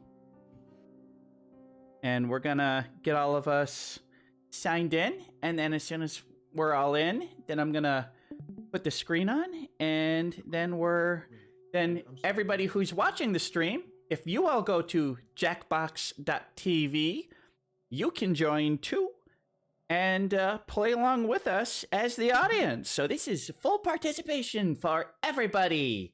Yay! Excuse me, Mr. Corvus. The code's in the stream. You'll see there's a live thing by his name. Click on it. Yep. Thank you so much. No worries. Okay. I'm not gonna lie, This is my first time playing this. Oh, well, it's real easy to play. You're gonna get trivia questions and just answer them all wrong. Pretty much. Perfect. I'm good at that. It's a lot of Okay. fun. All right, we are. Oh, gonna have to resize this. All right, so here we go. In the bottom, we've got all of our friends here. We got Bentai, Hello. Pro and Jito Chroma. Oh, we got Els. We got Lampy Lamp Devil, Millimoth, Hasio, and Kotaru. Hello. So, thanks for joining, everyone. And everybody, you can now join the audience. Go to jackbox.tv. And then, yeah, just enter the code GXSS, and you will be able to join the audience and play right along with us. So we're going to answer some trivia and see who will survive and who will be dead. Nani? You die in this game. You die in real life. Yes. But looks like we're all in, so... I'm not ready to die. Oh, you're not ready to go? Oh, no, I'm ready to go. I'm not ready to die. Oh. Well,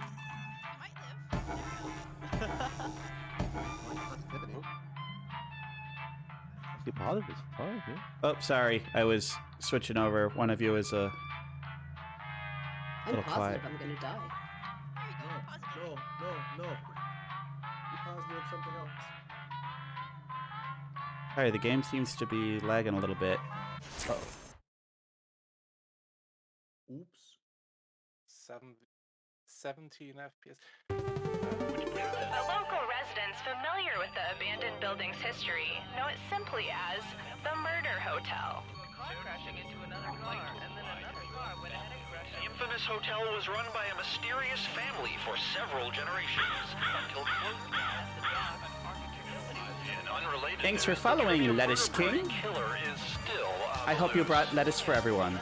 The game is a little loud. I'm going to turn it down a bit. On the actual video itself. Up next, I'm being held against my will.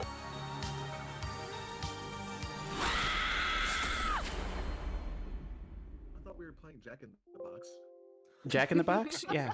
I mean, we could be. This is your wake-up call. Prepare to die. Welcome to Trivia Murder Party. Yeah, it's real laggy. Those free vacation coupons you received in the mail were a trick, luring you into a game with deadly consequences. Ugh. Man, this is really laggy. You can We'll make it work. lower the video quality. I think. I'm going to close a couple windows here. Only one of you will survive. Also, someone took a number 2 in the pool, and I am not happy about having to clean that up. Not it. Okay, first question. My dad always called me a parasite, specifically a parasitic flatworm that infects the liver called a what?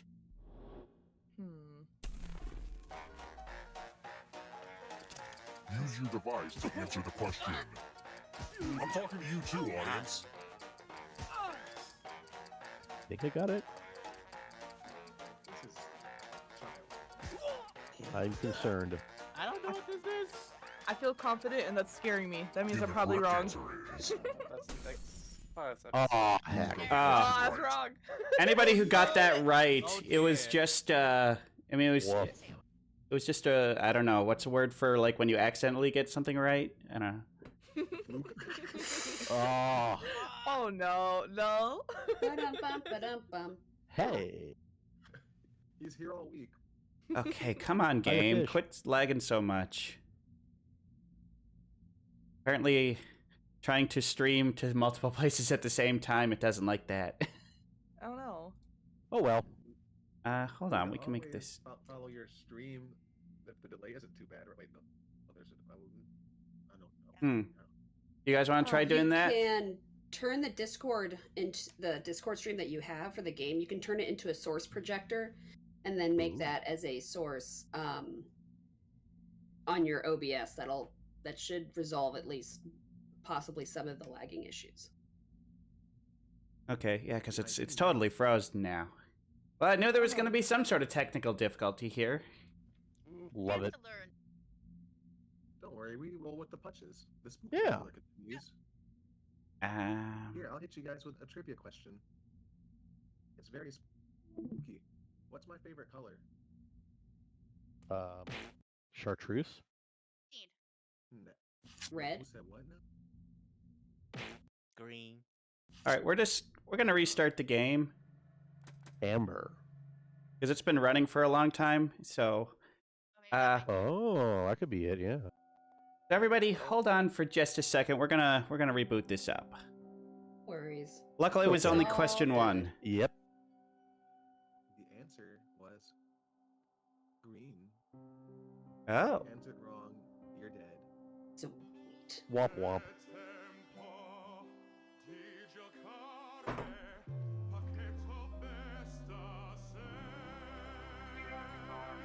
Well, I seem to be getting much better frame rate now that I've reset the game. Well, there we go. Your audio quality is better too. Oh, good. I don't know why my audio quality would be better, but So, what browser do ghosts use to search for information? what browser? Browser. Not really browser, is it? Yeah, it doesn't quite work. It's a Google.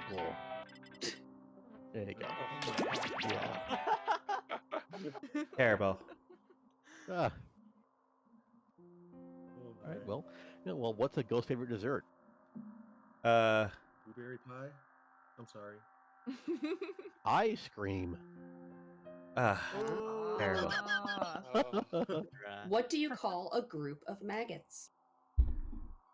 Lunch. Yeah, lunch. A grub hub. Oh. Hey, yo, what's a pirate's favorite letter? Well, you might think it's R, but in truth is they love the sea. Oh, that's true. Can you leave, Corvus? I'm the host. Okay, yeah, my frame rate's still kind of low. I'm gonna put the room code in the chat. So hey, what do ghosts wear at parties? Nothing. Boots.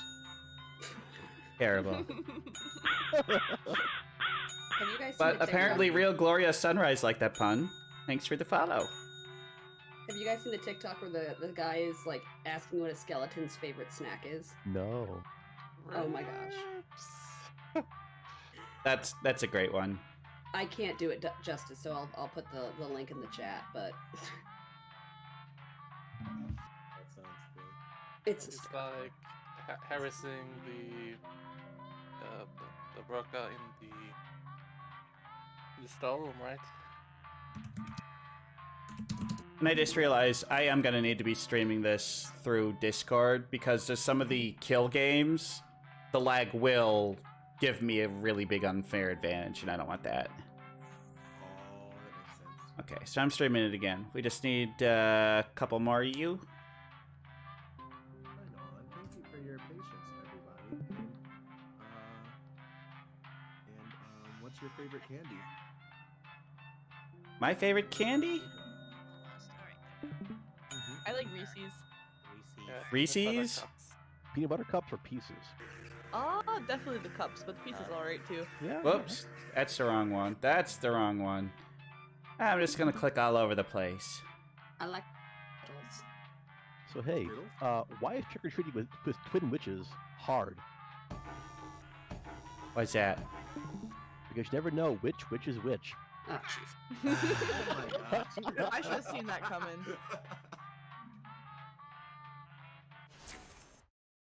These are quality. I do love really bad jokes. The local residents familiar with the abandoned building's history know it simply Whoop. Nope, just trying to skip. Murder Hotel. Stupid and scary. I had the skip button. Thank you. This is your wake-up call Prepare to die. Touch. Yeah, Welcome to Trivia Murder Party. it's fine on Those Twitch. free vacation coupons you received in the mail were a trick, luring you into a game with deadly consequences. Yeah, it's still really laggy. I hate this. Only one of you will survive. Well, we'll keep trying it. And that one survivor will get a coupon for... I'm here for you, man. Okay, Sticking around. first question. Time for second PC. Who wrote The Feminine Mystique? I don't know. This game is for smart people. I shouldn't be here. Oh, Use your device Alright. to answer the question. I recognize those names, but I'm not familiar with their work. I made the wrong choice. I'm pretty sure I made. Oh, damn it. That's a good Well- guess. And the correct I have answer no is... idea. That's what I picked. It sounded French. That's Me not too. who I Oh, picked. No. No. I actually did get it right. Oh, The rest yeah. of you, it's time. Now, were those guesses, or were they educated guesses? They're just guesses. Doomed. Wait, And there's here are your killing bags. now? Welcome to Uh-huh. Week 105. My computer can handle high-end Oh, VR, the lost but not art of letter Jackbox. writing. Oh, not dictation. Oh, God. oh, I'm going to dictate a message to you. Write down as much of what I say as you can. oh, shit. Okay. The player who writes the fewest of my Gonna be words will good. Is there a die. closed caption option on this? Get your No. typing fingers Darn ready it. because I'm starting right now. Dear dog owners, what is it like to feel unconditional love in spite of all of your human flaws? I bet it is really nice. How do you feel about having to pick up dog poop? I suspect that is the best part. I'm gonna die. I'm gonna die. Time's up. I'm gonna die. Now let me just see what we I'm have done. here with a quick Yeah, me I've been training too. My whole life for this Result. moment. The Twitch lag helped me. Yikes. Wow, That L's. is Real bad. I said Sorry. Wow. Somebody has a This keyboard. letter is not up to my standards. Love it. I did it on a cell phone. that's unfair. So did I. Unfair. Rip Millie. Oh, Goodbye, well. Millie. I'm a boomer. You will be remembered. Well, luckily, everyone here is able to watch this lovely slideshow of. Oh, well. Oh, At least our voices are Surprise! Yay. You're a ghost now, but you're Viewers, you guys can join in. And you just might steal someone else's life GVCE. force and win the game. Knock, knock. Who's there? Witches. Which is who? Witches that rode to the haunted castle. Okay. Yeah, I know. They're not all gonna be, I'm trying here. He said K. Which of these planets is the Damn. farthest away from the sun? Ooh. I know what they're gonna be doing. Yeah, I don't do this. Oh, Gosh. Okay. Uranus. Oh my gosh. and I can't not pick Uranus. Please don't pick my Uranus. I mean, with consent, please. Yes, of course. Raspberry. Oh shit. I kind of wish they had thrown Pluto up there and been like, Yeah, haha, not a. right? This. That's it's too early in the game for a question that evil. How did I get The that rest of wrong? you are still alive. How did I get that I want wrong? to show you something. My thought was Neptune is blue and the sun is red. So Welcome to 217. That is flawless logic. Oh Flawless. god. Oh god. oh dear, I'm Ah, dead. the old skewers trick. Ooh, skewers. I don't like this one. This one's hard.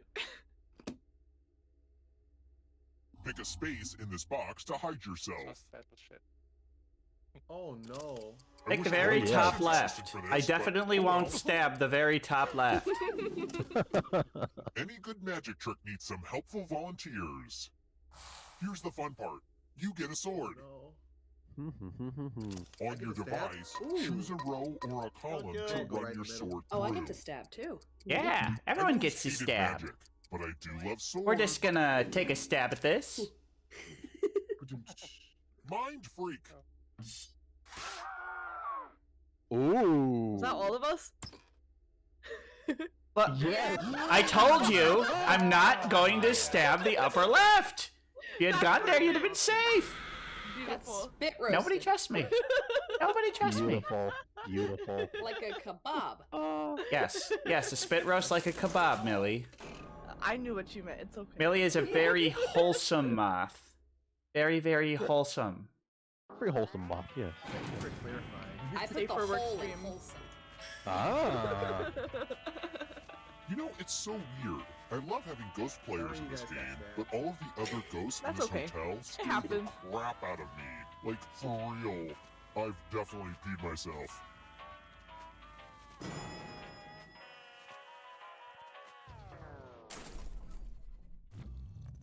Let's try another one. The Nile River drains into which body of water? Oh, I know this one. Oh, yeah. It's obviously Lake Oh, Victoria. finally, something easy. Yeah, Lake Victoria, totally. Done. Final Yes. answer. Isn't that in Michigan? I want to say Canada? Yes, the Indian Ocean is in Michigan. No, Lake Victoria, not Indian Ocean. Nile I River don't know drains these into answers. Michigan. This. Honestly, most of the Midwestern states probably Ooh, have ghost got a wrong. a lake named Lake Yeah, Victoria. Bad, I guess. Yeah, I we don't feel feel bad. self-conscious that you all got that. I did not. Let's keep moving. Oh, What character did author Beatrix Potter create? Harry Potter. Yes, What? obviously. yeah, yeah. Oh, it's actually there. Oh. What the Ooh. Ruffalo? I don't know. What's the gruffin matter with you? Never mind. Ha! I don't think any of us guessed Harry Potter. Yes. Oh, crud.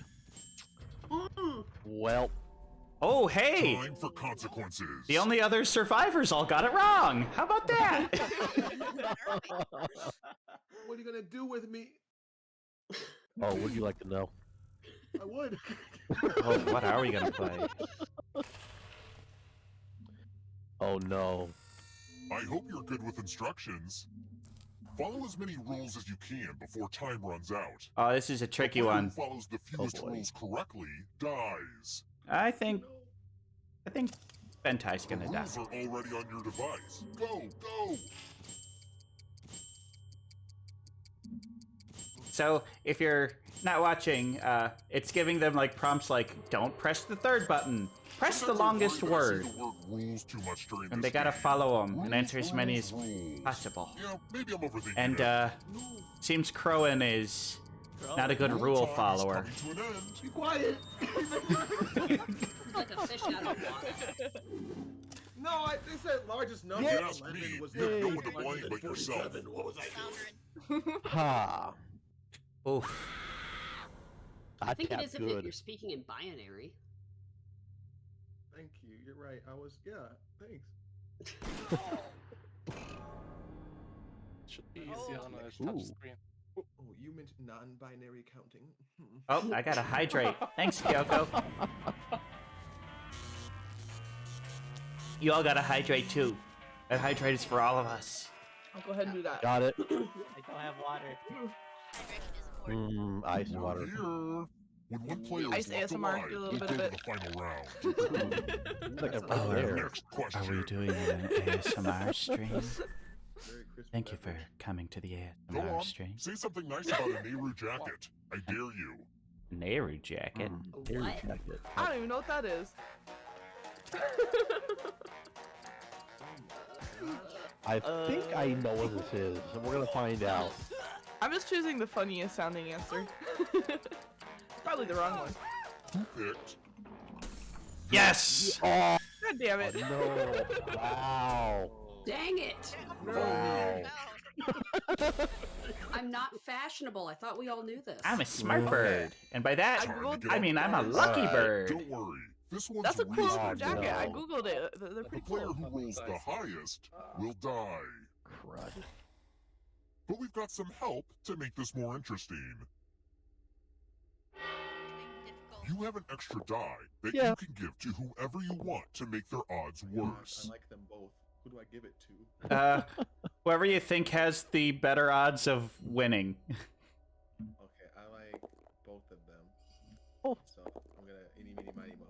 Oh, even Steven. 50-50. There we go. I see you want the least exciting route. Now roll. I love that it has a line for that.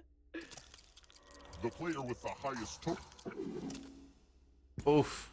Dice don't lie. That would be good if this was Mario Party. I'm shining now, my Must friends. be a Torin tonight.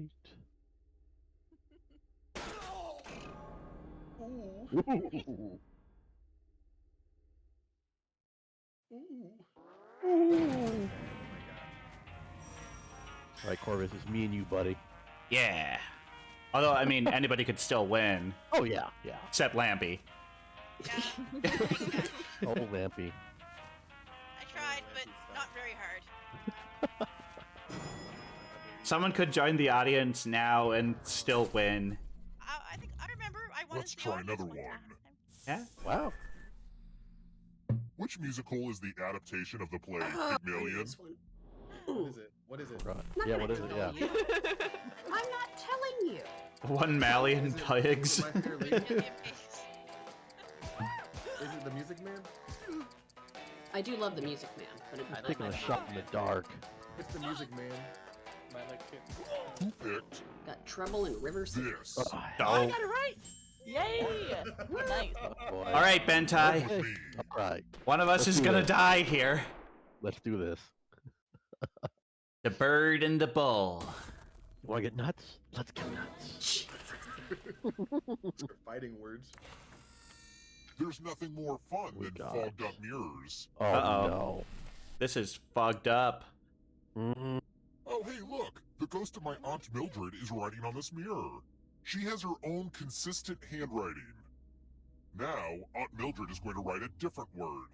But so will everyone else. Draw a word on the mirror, and maybe you'll trick someone into thinking it's Aunt Mildred's.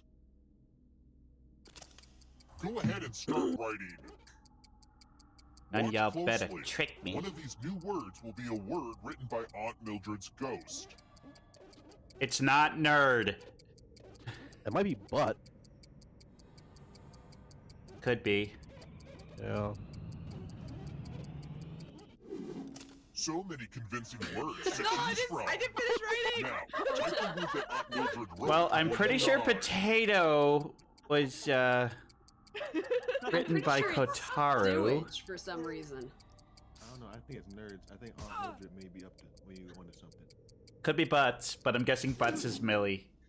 Would the No, real I Aunt put a Mildred different please one. stand No, up? I did butts. I put poop. Oh.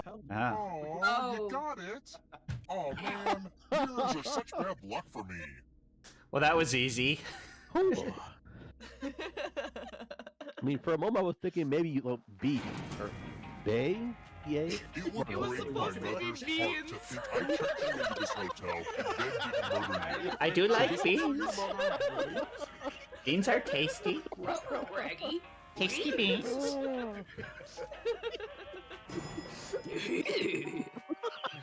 Oh my god.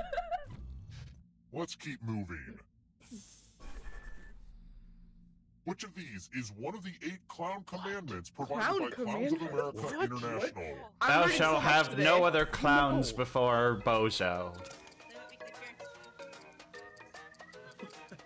I can believe all of these. Yeah. Yeah, right? These are wonderful commandments. Solid rules for life. Yeah, they really are. You know, never do I like the alcohol and makeup. I will limit my weekly Aw. appearances. Drink alcohol. Oh no! I have to go alone! All about Oh no! The loser simply chose to believe in fun I'm going clowns. to give you a chance to password protect your life. Uh-oh. Enter a real 4-letter word Uh-oh. with your device. I have 7 of you trying to guess my password? Guess. Yes. If the password gets cracked, you die. Street address. Now everyone else will try to crack the password. What happens if we As make a Corvus do team, push-ups guess while the he's trying to do password this? on your device. You get a clue if your guess has a letter in the right spot. I'll give you a clue. The password is not crow. Damn it! It means it's crow. It would If have been anyone too easy. figures out the password before time runs out, I will reward you all. Yeah, I'm gonna get this one. I'm too clever. Don't be greedy about what letters you figured out. Let everyone know. Oh, have none of you even gotten a single letter yet? Wow. Oh, I guess the password wasn't crow. Maybe it's D-U-M-B, because that's what y'all are. Oh, y'all haven't gotten a single letter yet. What word could it be? Uh-oh. This is amazing. Uh-oh. Elle's got a letter. Oh. Time's almost up. What was it?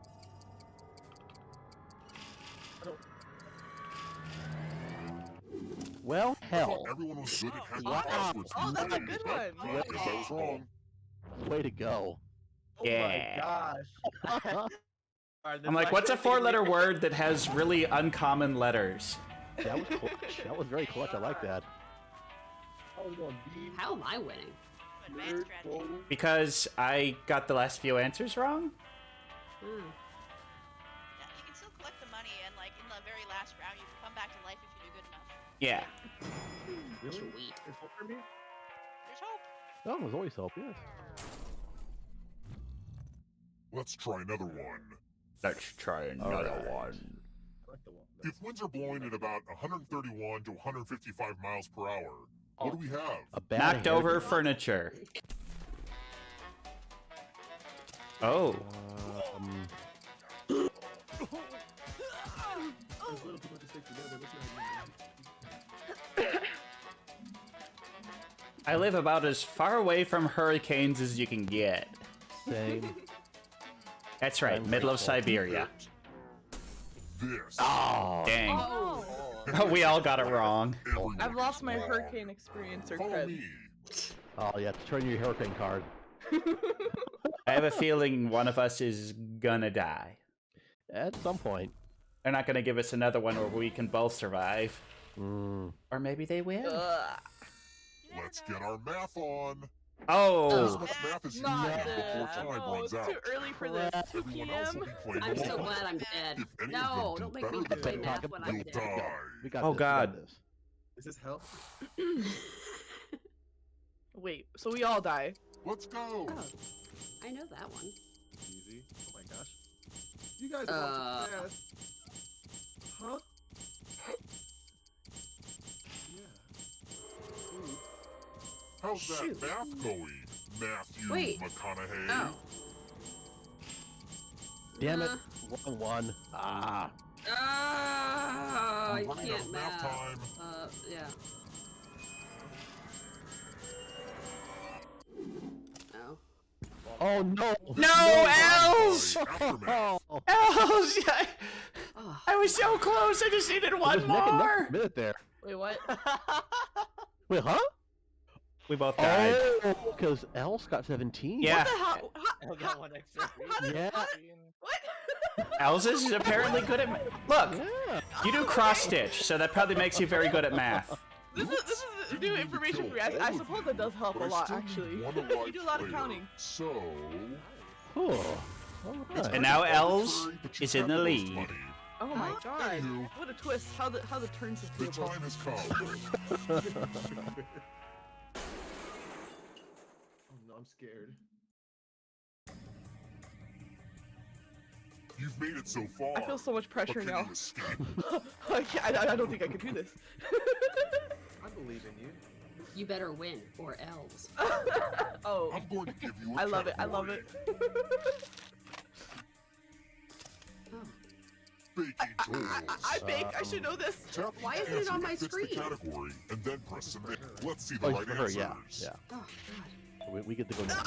I was already You wrong. get I one can call it. I space for thought every call it correct maybe answer. some obscure one. I had no use Turn for. in your license. You're done. Sorry. Calipers is how you get round cake. You're on your way Oh, to wait. escaping, but you're not alone in here.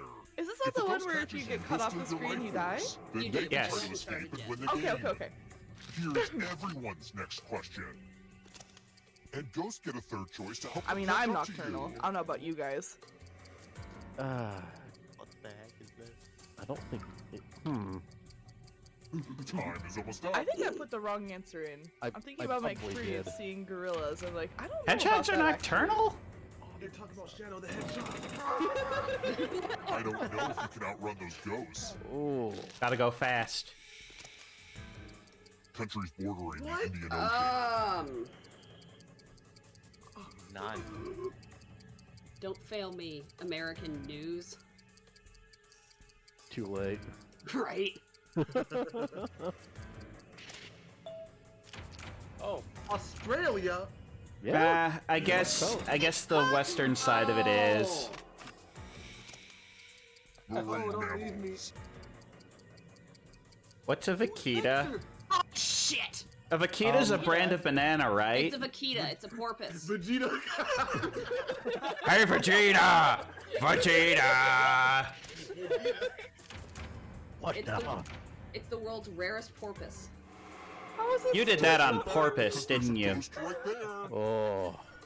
Seahorses are mammals.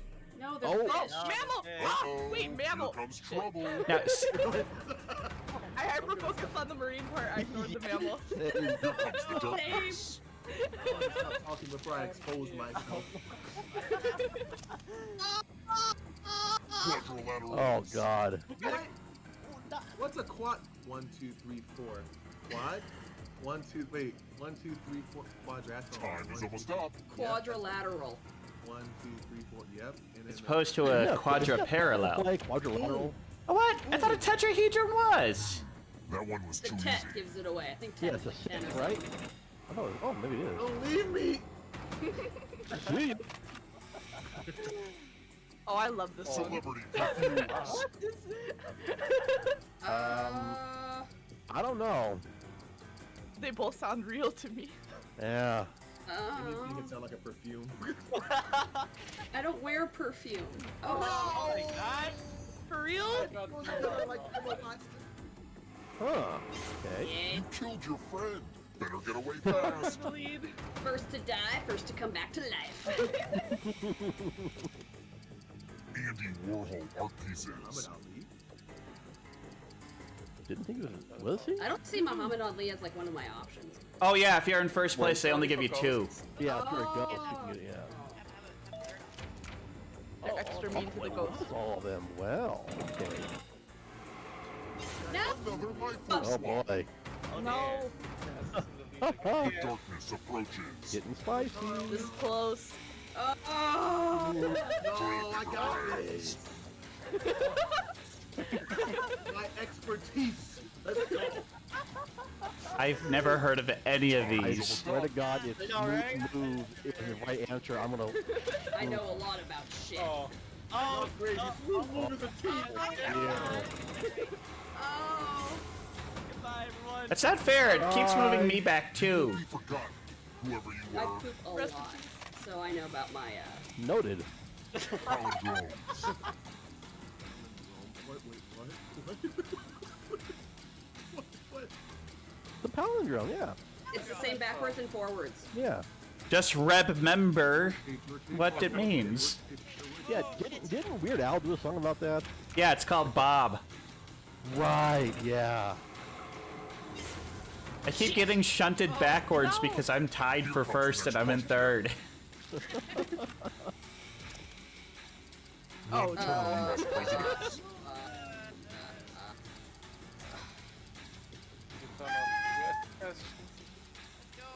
Oh, Canada. I can run. I don't have to know I that. thought Reagan was a one term and he did the No, whole unfortunately, Reagan was 2 terms. If only he was. Not so Oh, fast. I can do this. You need I a just gotta get perfect all answer for your 3. final escape. But there's 4 of it. Oh, shit. I don't know. I don't. I don't listen to Kanye West. Me neither. I don't know Kanye's I music. don't know. I don't know. Yes, I guessed right. I guessed right.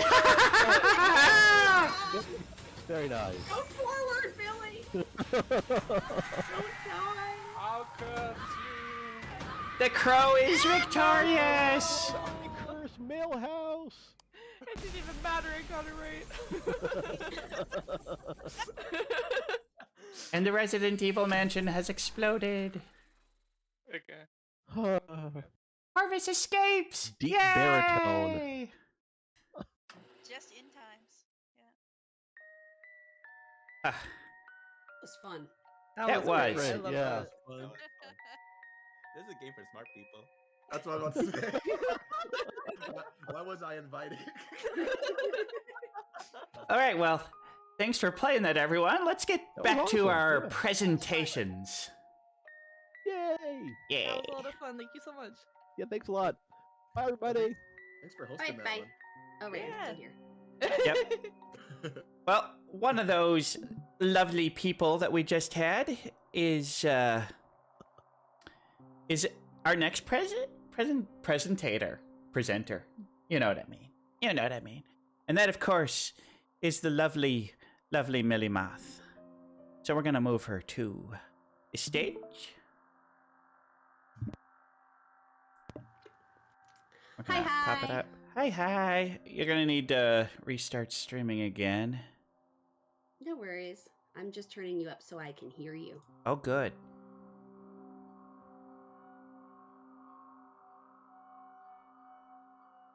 Well, unfortunately, that was a little laggy, but it's still fine. It's fine. I thoroughly enjoyed it, so Yeah. you did good. Okay. Party for sociopaths. Would you just say that we're all a bunch of sociopaths?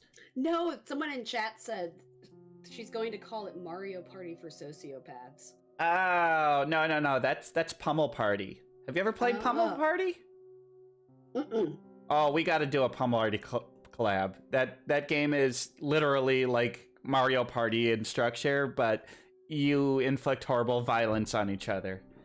It's great. Oh. Yeah. All right, well, just waiting for you to start your video. And Oh, I thought I did. No, you did in the other channel. When I Oh. moved you, it closed it. Bugger. Sorry about that. No, it's okay. It's okay. There we go. Whoa! You brought treats! I brought treat. Yay!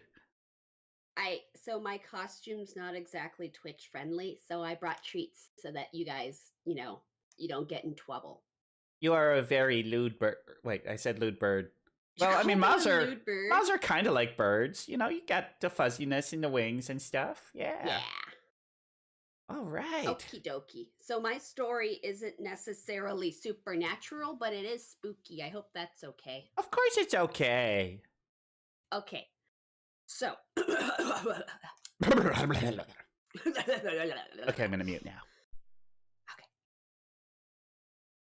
So I was working at a horse farm a couple of years ago, and that is where the setting of this story takes place. So I was mucking horse stalls in the arena, which for those of you who don't know what mucking means, it means shoveling their poopies. So I was shoveling all the poopies out of their stalls so they would have nice clean stalls. And it was a slightly overcast and slightly chilly day. And this matters just a little bit. So whenever I'm mucking stalls or doing horse stuff, I like to listen to podcasts. And I like to listen to spooky podcasts, especially. So I was listening to a particularly scary podcast. And as he was telling the scary story, I heard thump, thump, thump. And it made me jump a little bit. And then I figured it was probably just his sound effects from the spooky soundcast or podcast. And so I kind of ignored it. But, the story was really good and it was getting me really, really like hyped up and spooked. So I went on shoveling. And then later I heard more rustling, like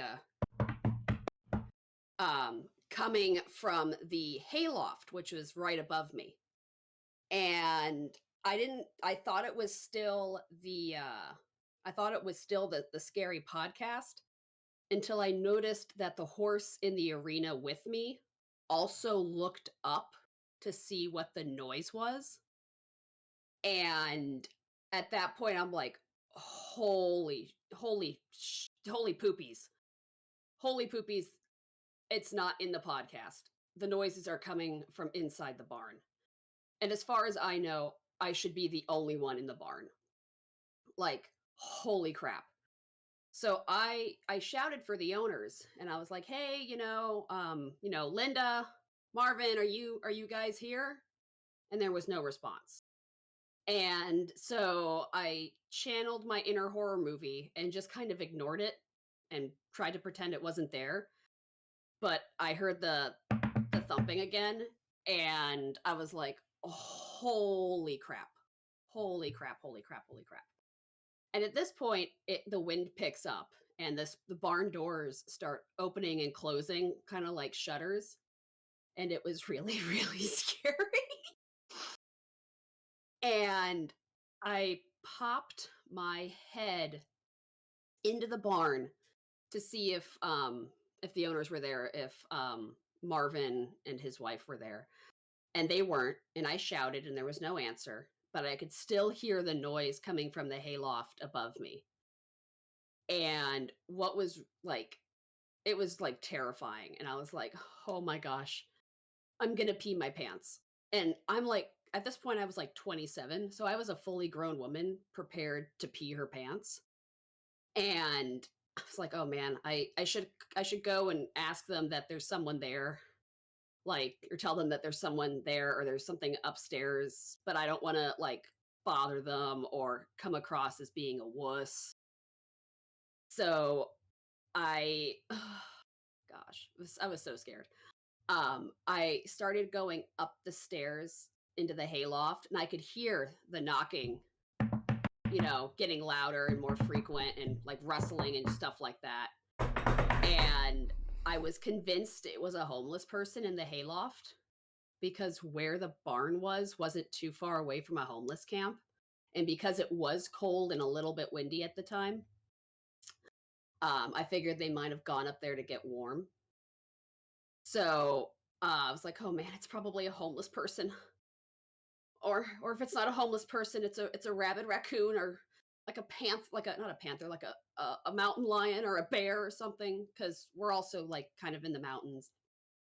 And I brought a manure fork with me, which is not like a typical pitchfork. It's not like sharp and pointy like a serial killer would use.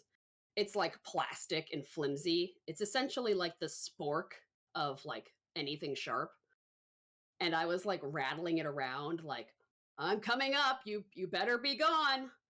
I'm gonna get you. And as I'm going up the stairs, I was like my heart was thumping so loud because I was terrified that I was either going to get jumped by like a crackhead or a rabid raccoon. And when I opened up the door into the hayloft, I heard what sounded like the fluttering of wings. And I was like, okay, well, it's just a bird. It's a big bird because I could hear it all the way from the arena, but it's just a bird. It's fine. And, my inner brain was like, oh, it's probably a hawk. It's going to try to go for your eyes if you're, try to help it. It's going to try to pluck your eyes out. And I looked, and it was actually a woodpecker that had gotten stuck in a rat trap. And that's why it was fluttering around so much because, it obviously didn't want to be in the rat trap. But for like a good 15, 20 minutes, I was convinced that Jason Voorhees was in my employer's hay attic getting ready to stab everybody. But this story has a happy ending. We freed the bird. It didn't have any injuries, and it flew away a couple weeks later. So it was terrifying for both me and the bird. So that's my little spooky story. I'm sorry it wasn't as spooky as everyone else's. It was good Even though. though I believe in like spooky things, but I don't experience them. Sad face. Oh, that poor bird though. Yeah, he survived and he flew away. He was very feisty when we got him out of the rat trap. Oh, I was bet. just grateful that she used rat traps and not like sticky traps because those are literally the worst. Yeah. Oh no, sticky traps are torture devices. Don't use them. Yeah. Yeah, but no. I'm glad the bird was okay. But yeah, I think I'd have been spooked too, especially like, if pecking at it or something. It's like, yeah, I was spooky. like, oh, scary. I'm like, oh no, this poor birdie. No, come here, widow birdie. And then it's flapping around. I'm like, you're gonna hurt yourself. At least you're not a serial killer. Yeah, well, I mean, could have been a bird serial killer. You don't know. Yes. And I bet the local insects consider him a serial killer. This is true. I didn't even consider that. I had helped my enemies. Yes. Especially since he was a woodpecker and they like to eat moths. I mean, buggies. Crows like to eat moths too.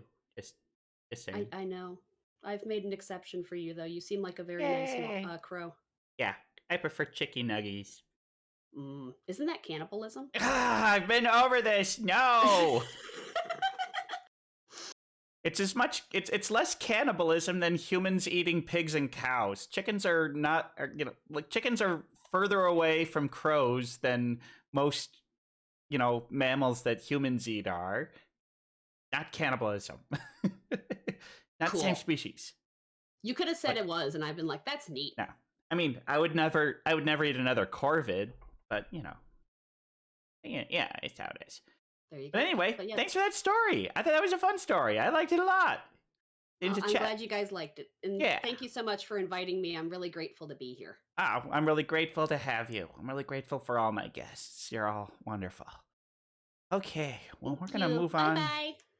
Bye-bye. We're going to move on to Proingetto Chroma next. But first, we got to boot Millie out of this. Oh, wait, I got to get back to the chatting screen first. Otherwise, it's going to look weird. Okay. Hello, Jito. Are you there? I'm here. All right. I'm just gonna wait for you to start your Oh, let's see. thing. Oh, my bad. Okay. So I didn't prepare my. Wait here. I'm sorry here. Oh, it's okay. Let me grab my link Discord. Oh yeah, just your picture or whatever you want to use. Yeah. The Wait, I think I may have downloaded your thing. I might be able to just add your picture to this one. I'm sorry. Say that again. I might be able to just add your picture to it if you're just using a PNG, right? Whoop. No, don't. That's Edgar Allan Poe. Don't do that. Hey everyone, you get to look at Edgar Allan Poe again. Alright, new source. Unleashed. Image. Add a new source. Add source. Browse. There we go. There he is. Thank you so much. Whoa, it's me. Yes, so Okay. I apologize for my last-minuteness and not being prepared in that aspect. It's all good. While I introduce myself, I'd like to make a request. If you are not okay with playing the audio file, because I feel the BGM adds to the ambience. Oh yeah, I can do that for sure. Okay. For sure. Okay, then I would like to go in the order of the story, and then I would like a brief intermission, and then I would like to say a few words before the song. Absolutely. Okay. Awesome. Let me quick pull up the audio file you sent me. Just gotta go over to Discord. Thank you so much. Oh, it's no Obviously, I problem at need to all. crank up. I need to get cranked up, they say. All right, so we're doing the story first. Correct. Okay. Starting it now. Should just come through on desktop audio. Here we go. Greetings, everyone. I am Crowan Chroma, and I am a Crow VTuber variety streamer. I stream a variety of things, such as art and games, but today I'm here to be spooky. I'd like to thank Corvus Twig for having me. Today I'll be telling you a scary story. I call it The Mansion and the Man. Let us begin. Once upon a time, there was a mansion, and in it lived a man. And scary things would happen in the mansion. But the man thought, Scary things aren't real, at least not the ghosty ghouly kind. So he went about his day, and everything went alright from the most part, and it was nighttime, so he went to sleep. When the young woman awoke, she noticed that no longer in his usual spot was her dog Harris. Oh, where could Harris be at this hour? She thought to herself, but she was hungry. A large, loud growl happened. It was her stomach, or so she thought. Or was it something spooky? We now change the scene to the local cemetery. 7 a.m. It is o'clock. Gravekeeper Wilson Willen Worson was he was keeping the graves. We now change scene back to the mansion, where Harris was nowhere to be found. A loud thump, and no one was there. Who could it have been? Quickly under the bed. Look, and it is no one. Spooky things happen in this mansion. Just another day in the life. Thank you very much for having me.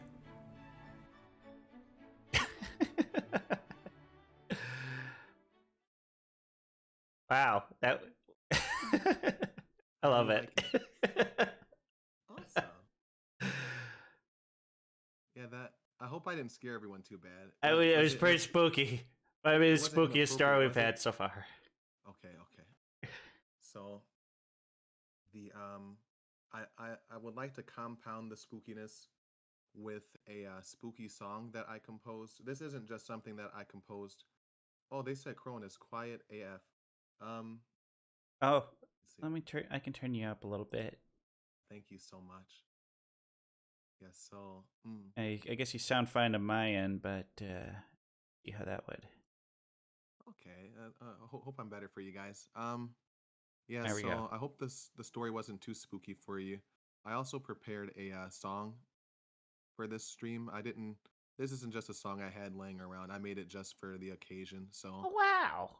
while I don't like being too spooky, I really hope that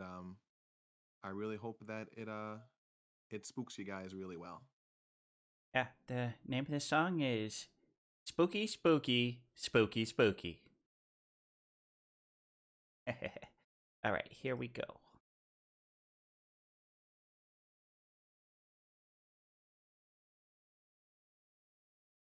It is loading and hitting play in 3, 2, 1.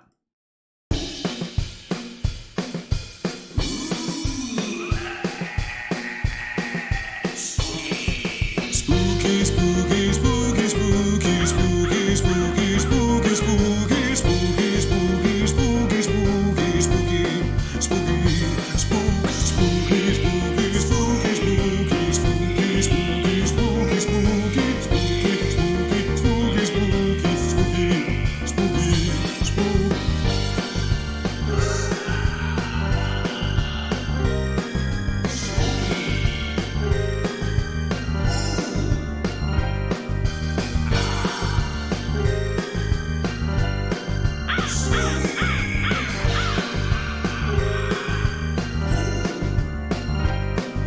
Spooky, spooky, spooky, spooky, spooky, spooky, spooky, spooky, spooky, spooky, spooky, spooky, spooky. Halloween, pumpkin, pumpkin, pumpkin, spooky, spooky, spooky, spooky, pumpkin, pumpkin, spooky, spooky, spooky, spooky. Oh my god! Somebody please clip that.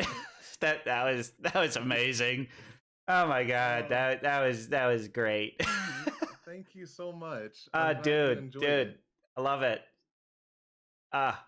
It- Yeah, the lyrics were a bit hard to I won't go into the details, but it was a labor of love. it was spooky, and spooky. A little bit Very pumpkin good. too, right? Oh yeah, Pumped at that. yeah. Oh, and the great beat, love it. Thank you. A skeleton played the drums for that track. Whoa, that's Yeah, so that's like another spooky. I know I layered the spookiness for that one. It, I'd like to thank you for having me, Corvus. oh, I'm so happy you joined in. Oh, I'd like to thanks. actually finish with a spooky fact. Oh, There's spooky. actually a skeleton inside each and every one of you right now. Well, except for Millie Moth and my other friend Sundari, so they're moths. They don't have skeletons, but everybody else, yeah. My bad. Thank you. That was great. Thank you so much. Thank you so much. All Thank you right. for having me. Thank you. All right, who do we got next? Oh, we got Kotaru. Okay, keep switching between things. All right. Booting you out of Spooktacular and moving in Kotaru. Gonna delete that. Uh-oh. All right. Okay, good. I can see you, and we'll go to the presentation page. Whee! All right. Uh-oh. Hey everyone, this is Kotaru. Go ahead and introduce yourself. Hello, everyone. My name is Imoyama Kotaro. I am a potato adventurer. I didn't expect to be here today, but Oh, we're so glad to have you. It's a pleasure to be here. Yes, I have a little spooky story today to tell. Yeah. It's not that long. I kind of wish I would have brought something better, but but yes, I do have a story for us. But uh, scary potato story. Well, it's not mainly without. It's not. It doesn't have potatoes. Well, it does. It's not about potatoes, but there are potatoes in it. So Potato. potatoes. But yes, here we go. All right. All right. Long ago, there lived a poor family. In this family, there lived a daughter, a son, a mother, and a father. Now winter had come, and what food they had stored away was almost gone. So one day, the mother asked the two young children to go and see if they could find any potatoes left in the garden, so she could fix up some potato soup for that night. The two quickly went to the garden and began to dig the earth looking for potatoes. As they searched, the wind grew colder and the day became darker. As they were ready to give up, the young boy hit something with his hoe. Hoping it to be another potato to put in the pot for the night's meal, he quickly dug deeper. Suddenly, on the end of the hoe was a toe. The young boy rejoiced at the meat he had uncovered and thought how good this would make as flavoring for the potatoes. Taking the few potatoes and the big toe, they headed home. The young boy showed his mother the treasure he had uncovered in the garden. The mother, thinking it to be part of a wild animal, cleaned the toe, the potatoes, and put them on the stove. After the meal was prepared, the mother told her young son he could have the bone and the meat remaining on it, since he was the one who found it. That night, everyone went to bed, satisfied with the meal. But later that night, the father was awakened by moaning outside the house, saying, I want my toe. I want my toe. The father got up and went to look but found nothing. He went back to bed and the moaning started again, this time closer to the house, saying, I want my toe. I want my toe. The mother got up and went outside to see if she could find the source of the noise. She searched the barn, around the house, and on top of the hay and found nothing. The mother went back to bed and the moaning started again, even closer to the house, saying, I want my toe. I want my toe. This time the girl got up and searched. She looked out the window, around the house, in the barn, behind the barn, but could not find nothing. The girl went back to bed, and the moaning started again, even closer to the house, saying, I want my toe. I want my toe. The father called to the son and asked him to go see if he could find where the source was coming from. The young boy looked in the kitchen, under the table, around the house, in the barn, and then he thought, I looked everywhere but under the step. As he bent to look, something said, "I've got you now." And then the boy was never seen again. Okay. He got his toe. His a toe. He got the toe. A good spooky story. I like it. But yes, I wish I had something better, but that's all I got for now. But hopefully you guys enjoyed it. I enjoyed very much. But yes, it was a pleasure to be here, though. It was a pleasure having you on. Thanks for coming on, Kotaro. Thank you for having me. Yes. Did you draw that background yourself? Ah, yes, I did draw this background myself. Very nice. Very spooky. Gotta tell a spooky story around the campfire, right? Oh yeah, it's the best. It's the best. Okay, well, gonna boot you off the stage now. Don't boot me off.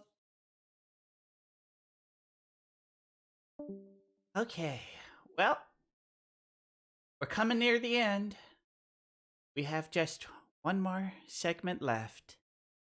And we're gonna be, this time unfortunately, our final guest could not make it today. Her name is Sylvia Slugger. She plays baseball.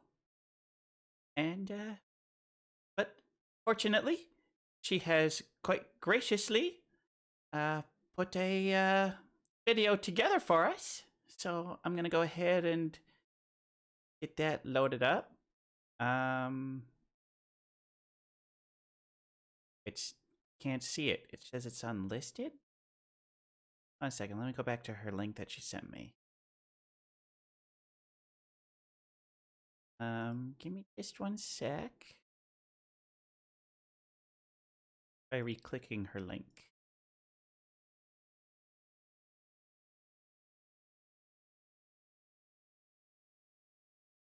There it is. Okay, give me a sec. Hey, I'm Sylvia Slugger, a VTuber and a part-time baseball coach. Sorry, started playing too soon.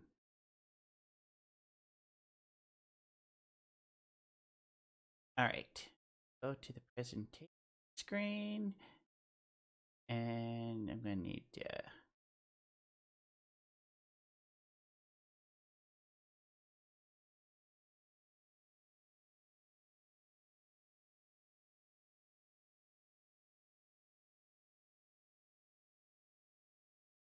I have to resize the window a little bit.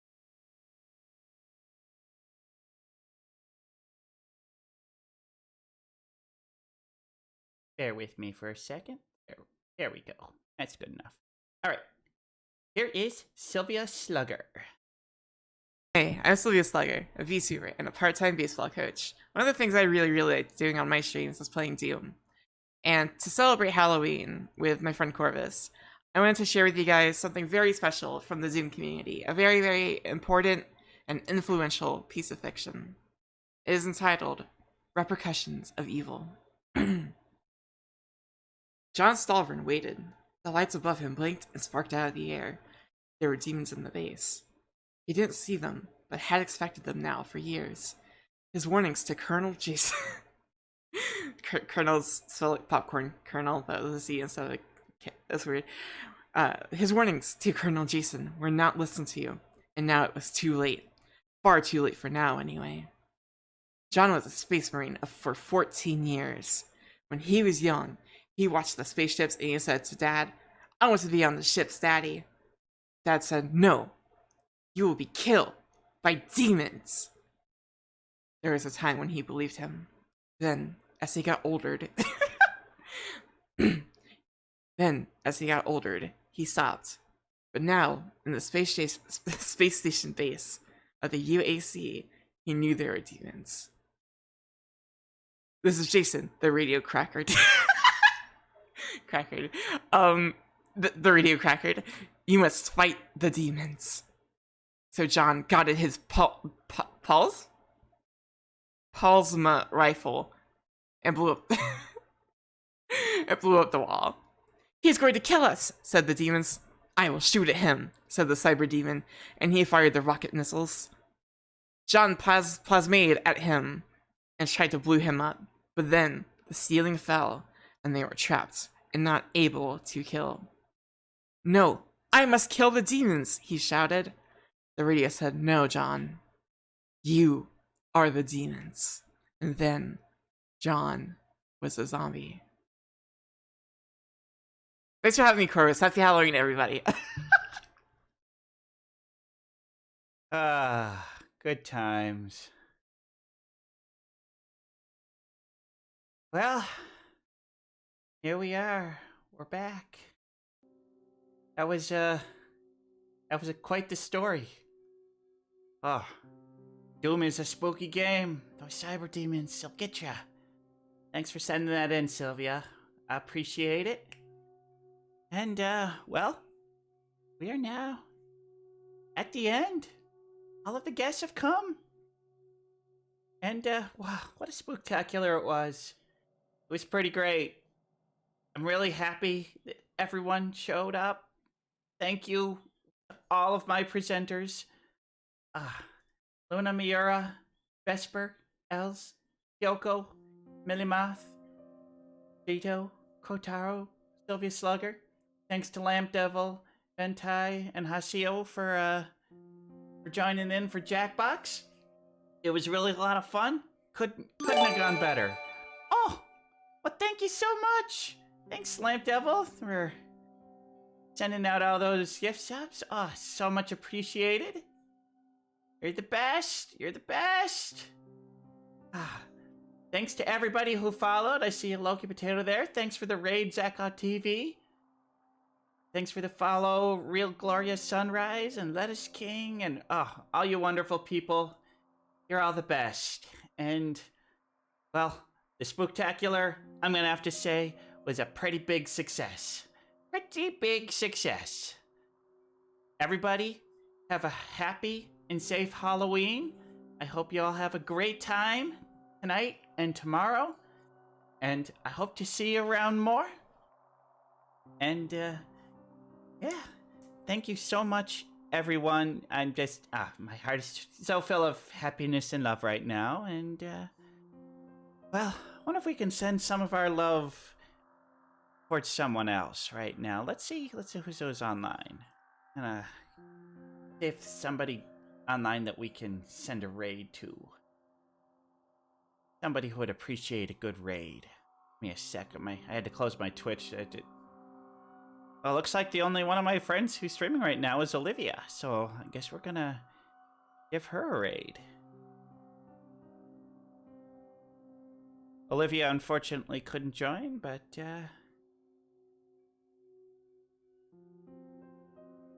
we're good. So, sending that out there.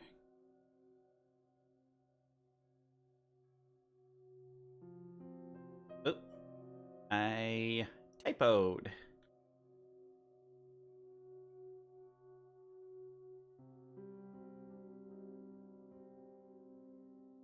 All right, we're going. Let's all give Olivia a great Corvus Twig raid. And let's all just go caw, caw, caw in her chat. Gonna fill her chat with caws. With great cause. Because it is a just cause. Alright. Happy Halloween!